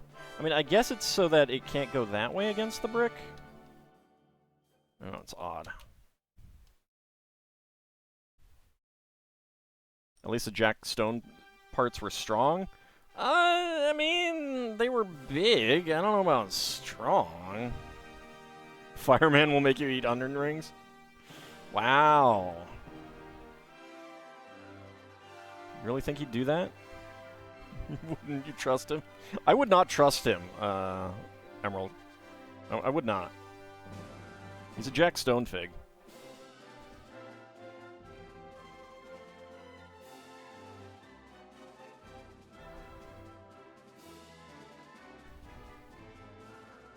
Mistake number 1.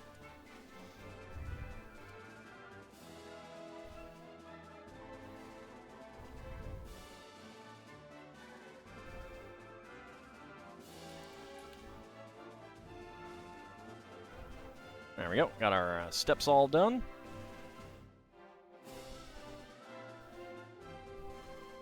Okay, black 4x8 to white 1x4 plates.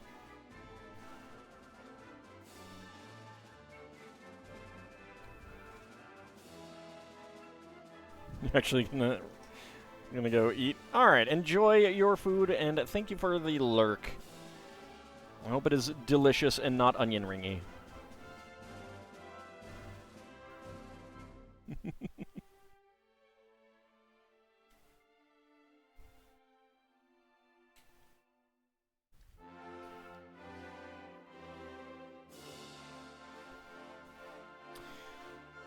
All right, and there we go.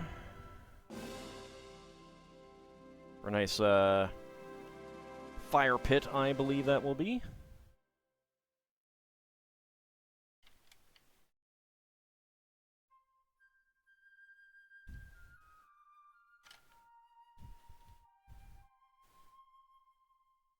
Now, I'm kind of surprised that there is, there's no siding on that. I probably would have done that. Guess it depends on exactly what's going to go inside the fire pit. Actually, that looks like that's going to fill it up pretty well. So, enough that they're using purple 1x2 tiles with center studs, which is a little bit odd, but...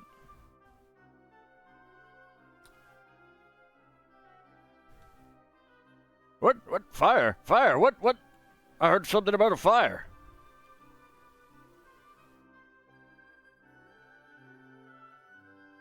See, you brought him out again. You got him to come out.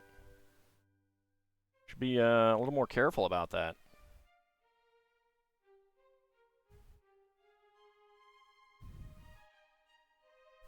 I need to find my other Jack Stone figures. I'm not sure exactly where they are. I don't know that I ever got any of the actual Jack Stone sets. There were just, like, junior... Well, no, that one is actually a Jack Stone set. That is not part of the basic line that they had.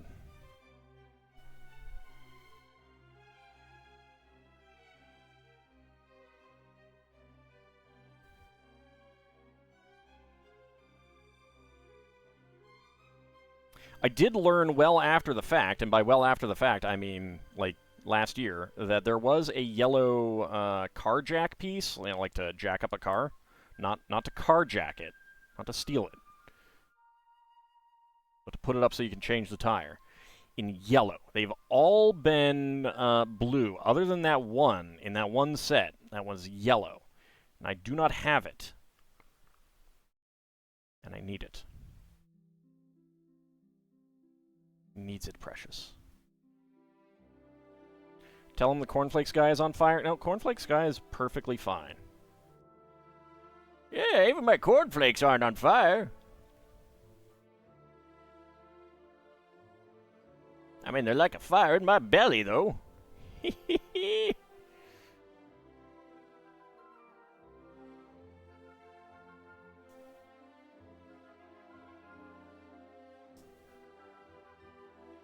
Now you're hungry for onion rings and a cheeseburger? Not my fault. I didn't do it. Can't blame me.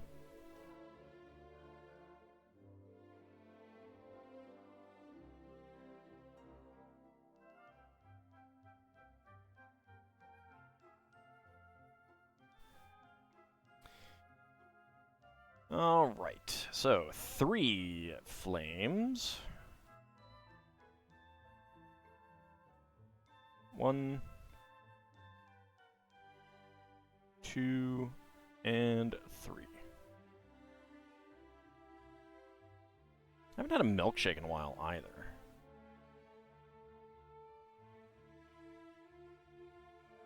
Ald always makes you hungry for Big Pickle brand pickles. All hail Big Pickle.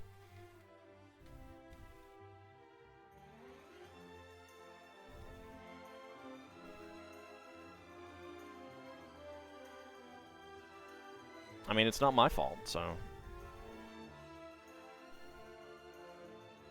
Can't put that blame on me. Alright, we got our leaves in here. Then we get our stones.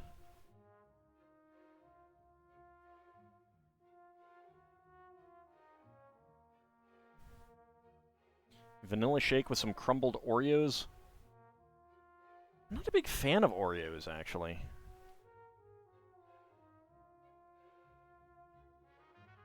I mean, the cream is delicious.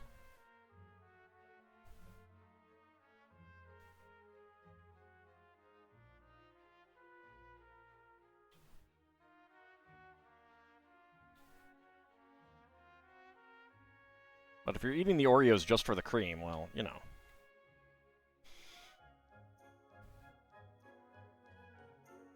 Okay, so, spare parts. We got a trans-orange feather flame, dark gray 1x1 quarter-cylinder tile, gray 1x1 tile with round end, a brown 1x1 cylinder tile, a gray 1x1 tile slope, a white bison horn, and a trans light blue 1x1 tile slope.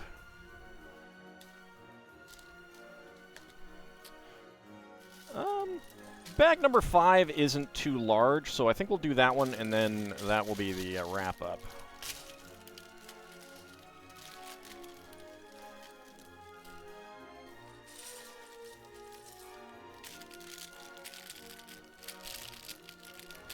Unsubscribes and reports to Twitch.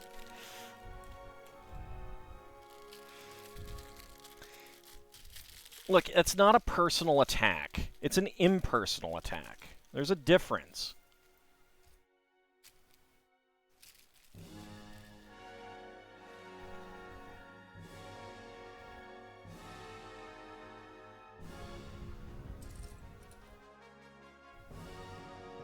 I think they have pretty good pasta sauce, Newman's Own.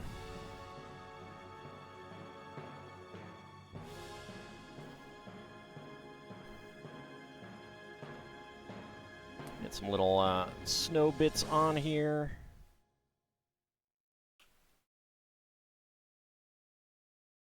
Any attack is still tacky? Well, it's only if the attack hasn't dried enough.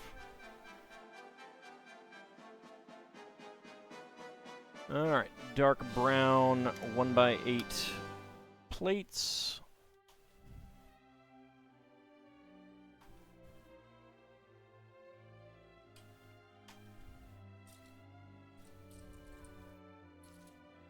And 1x2 dark brown plates. There we go, and there we go.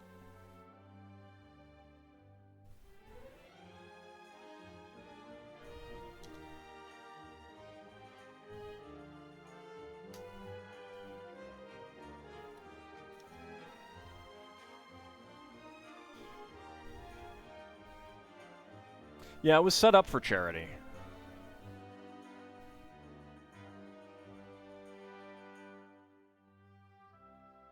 I think to help kids or something, if I remember correctly.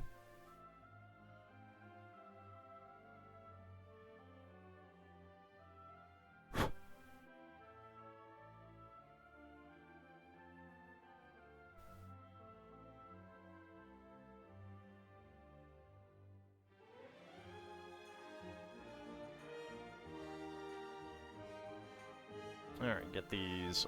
I assume this is going to be like the bottom of exterior column pieces.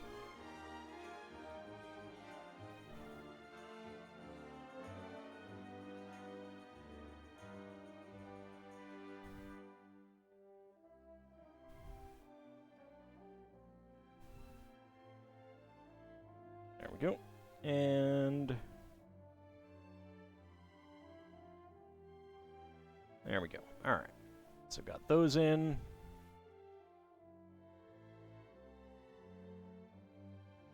Nope, there's a little bit of snow to put on right back here.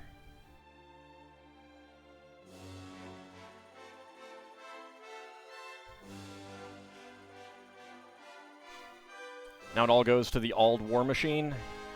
Yes. I mean, Big Pickle is evil. We have to fight them with everything that we have.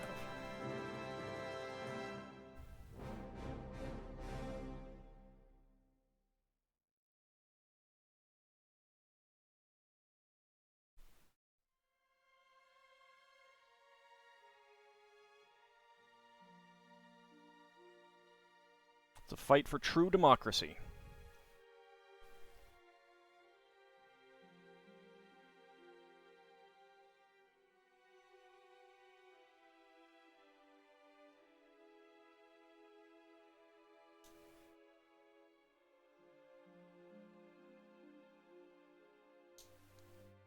All right, making some interesting armrests for the chair there.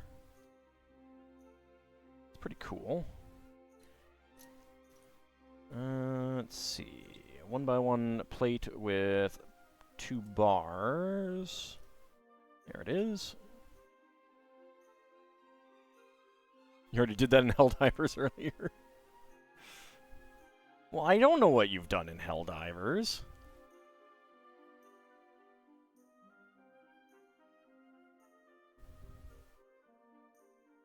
I mean, it's your choice if you want to go diving in hell. I'd rather dive someplace cooler myself. But you know, you be you. There we go. Got a pretty cool throne here. Chieftain's chair.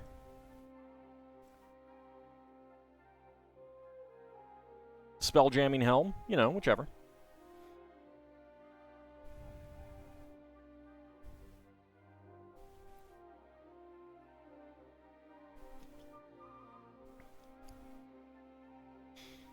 Alright, 1x8. Log brick. Pair of scrollwork pieces. No, those aren't really bug claws. They do use them for fingers for things. I'm not sure where they first showed up, though.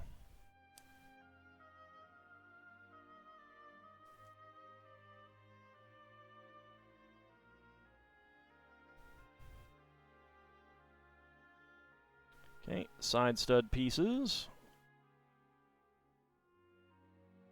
Dark brown 1x4 tile.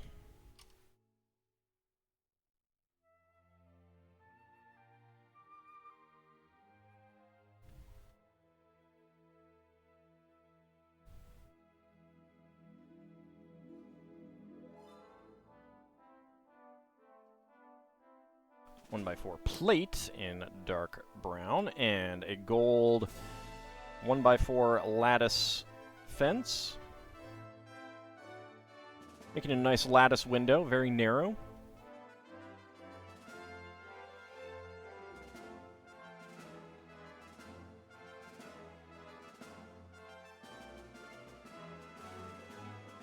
And 1x4 dark brown plates again.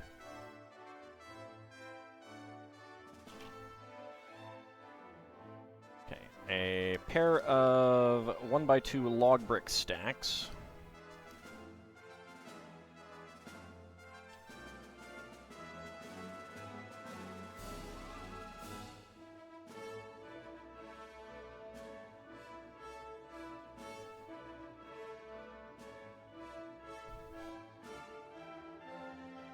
And another dark brown 1x8 plate across the top. And some nice decorations.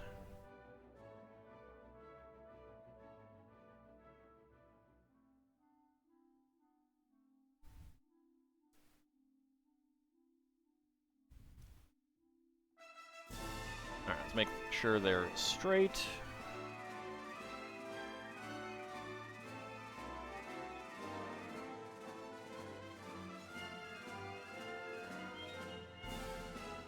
There we go. And that goes right there on the back wall. That's a nice looking window there.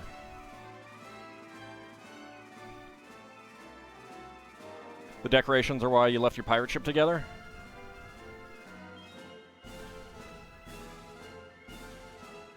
Yeah, I could rebuild my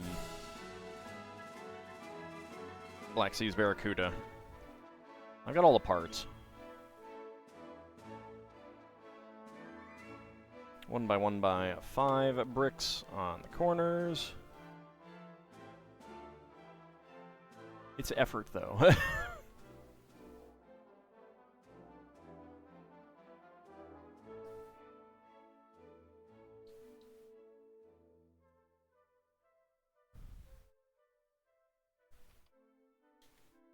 Alright, get you on there. 1 by 2 tile. 1 by 2 tile over here. And same thing. Alright.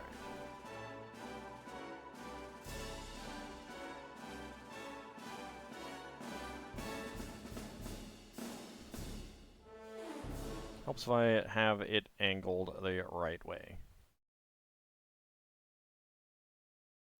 Now, a lot of them I can't really do, honestly. Like, I couldn't really do a good building stream. Either they're still put together, you know, so a lot of them have stickers across multiple parts.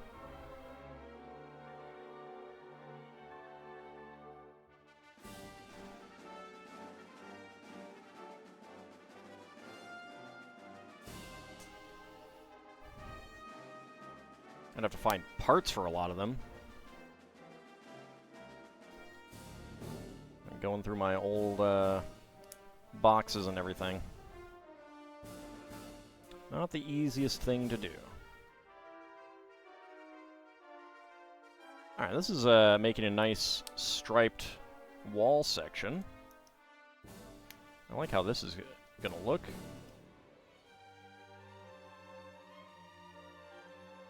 I mean, I wouldn't be able to set up the monorail and build the whole thing, but I mean, other than the individual tracks, I mean, the stations are easy enough to put together.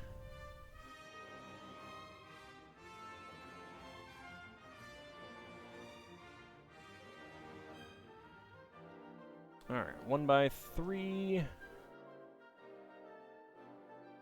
Plate, 1 by 2 with clip, and 1 by 1 with clip.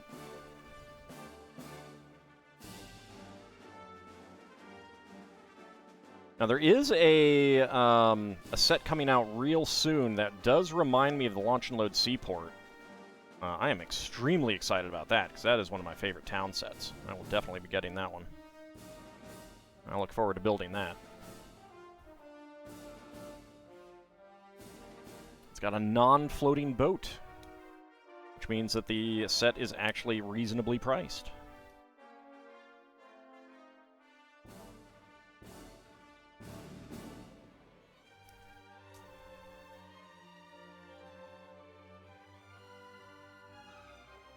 Alright, so we have a pretty nice decoration on this tile. That's pretty cool. And we'll go over the door there.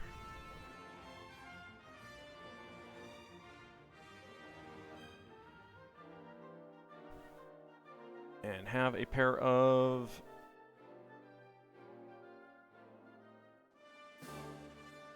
candles here. Whoops. It's not very sturdy just yet.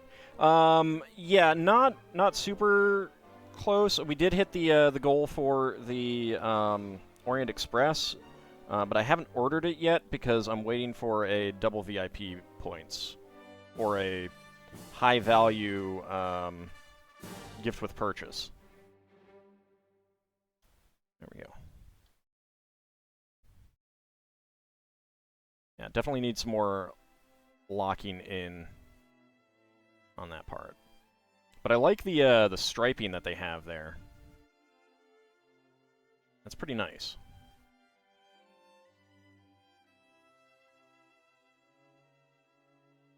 And I do really like the window here. That's nice. I would, because it's thicker on that side than it is on that side, I would actually like to see it done with two of them facing this way, like that kind of thing. Because then these are about half height, so you'd have even 3 even widths to them. And that would look pretty good. Okay. But that is going to be where we wrap it up tonight. Let's go ahead and see our spare parts. We got a 1x1 cylinder tile with log print. Yes, we reached the lighthouse goal as well. So again, like both of them are similar prices. And the highest value gift with purchases that they do are $250, but they haven't had one like that for a little while. Just because, like, it's the same reason that they haven't had any double VIP points. This is just kind of a dead period where they're coming out with new sets, but not actually having sales and stuff like that. Further in the year, they will. So, you know, at some point, it might be around the midpoint of the year, like July, they might have some good gifts with purchase or something like that. I don't know. There is a gift with purchase that's coming for Barad-dûr. I'm not sure if I'll get Barad-dûr. I might put that as a goal, which means that we wouldn't get the gift with purchase for it, but the gift with purchase doesn't really impress me that much. It's a fell beast. Barad-dûr is a big black tower. Just so, like, I don't know. Anyway. Dark brown 1x1 plate. Brown 1x1 tile with a round end. Brown 1x1 quarter cylinder tile. Brown 1x1 cylinder tile with log printing. And a gold 1x1 cylinder tile with top peg as our extra pieces for that bag. But we will definitely build some more of this next Friday. That is what we have so far. We will not be back tomorrow for Spelljammer. One of the players is out, and we've got some other people not feeling so hot, so we're going to be just postponing the session. We will be back on Monday for some more Like a Dragon Infinite Wealth. I have something very special queued up for that at the start of that session, so that'll be fun. And by fun, I mean I will likely die. Wednesday, we will be back for some Lego building in the evening. Have not decided what yet, but I do have an idea for something. And then we will be back on Friday for some more retro gaming, continuing on with Sword of Mana, and continuing on with this build in the evening. So I want to thank you guys for coming on out. Let me see if there is anyone on right now that I want to raid. Not right now. All right. So I want to thank you guys for coming on out. It feels like a D&D dragon should be swooping over that village. No, don't burn the Vikings. Have a good rest of your night, everyone, and I shall see you next time. See you then, everyone.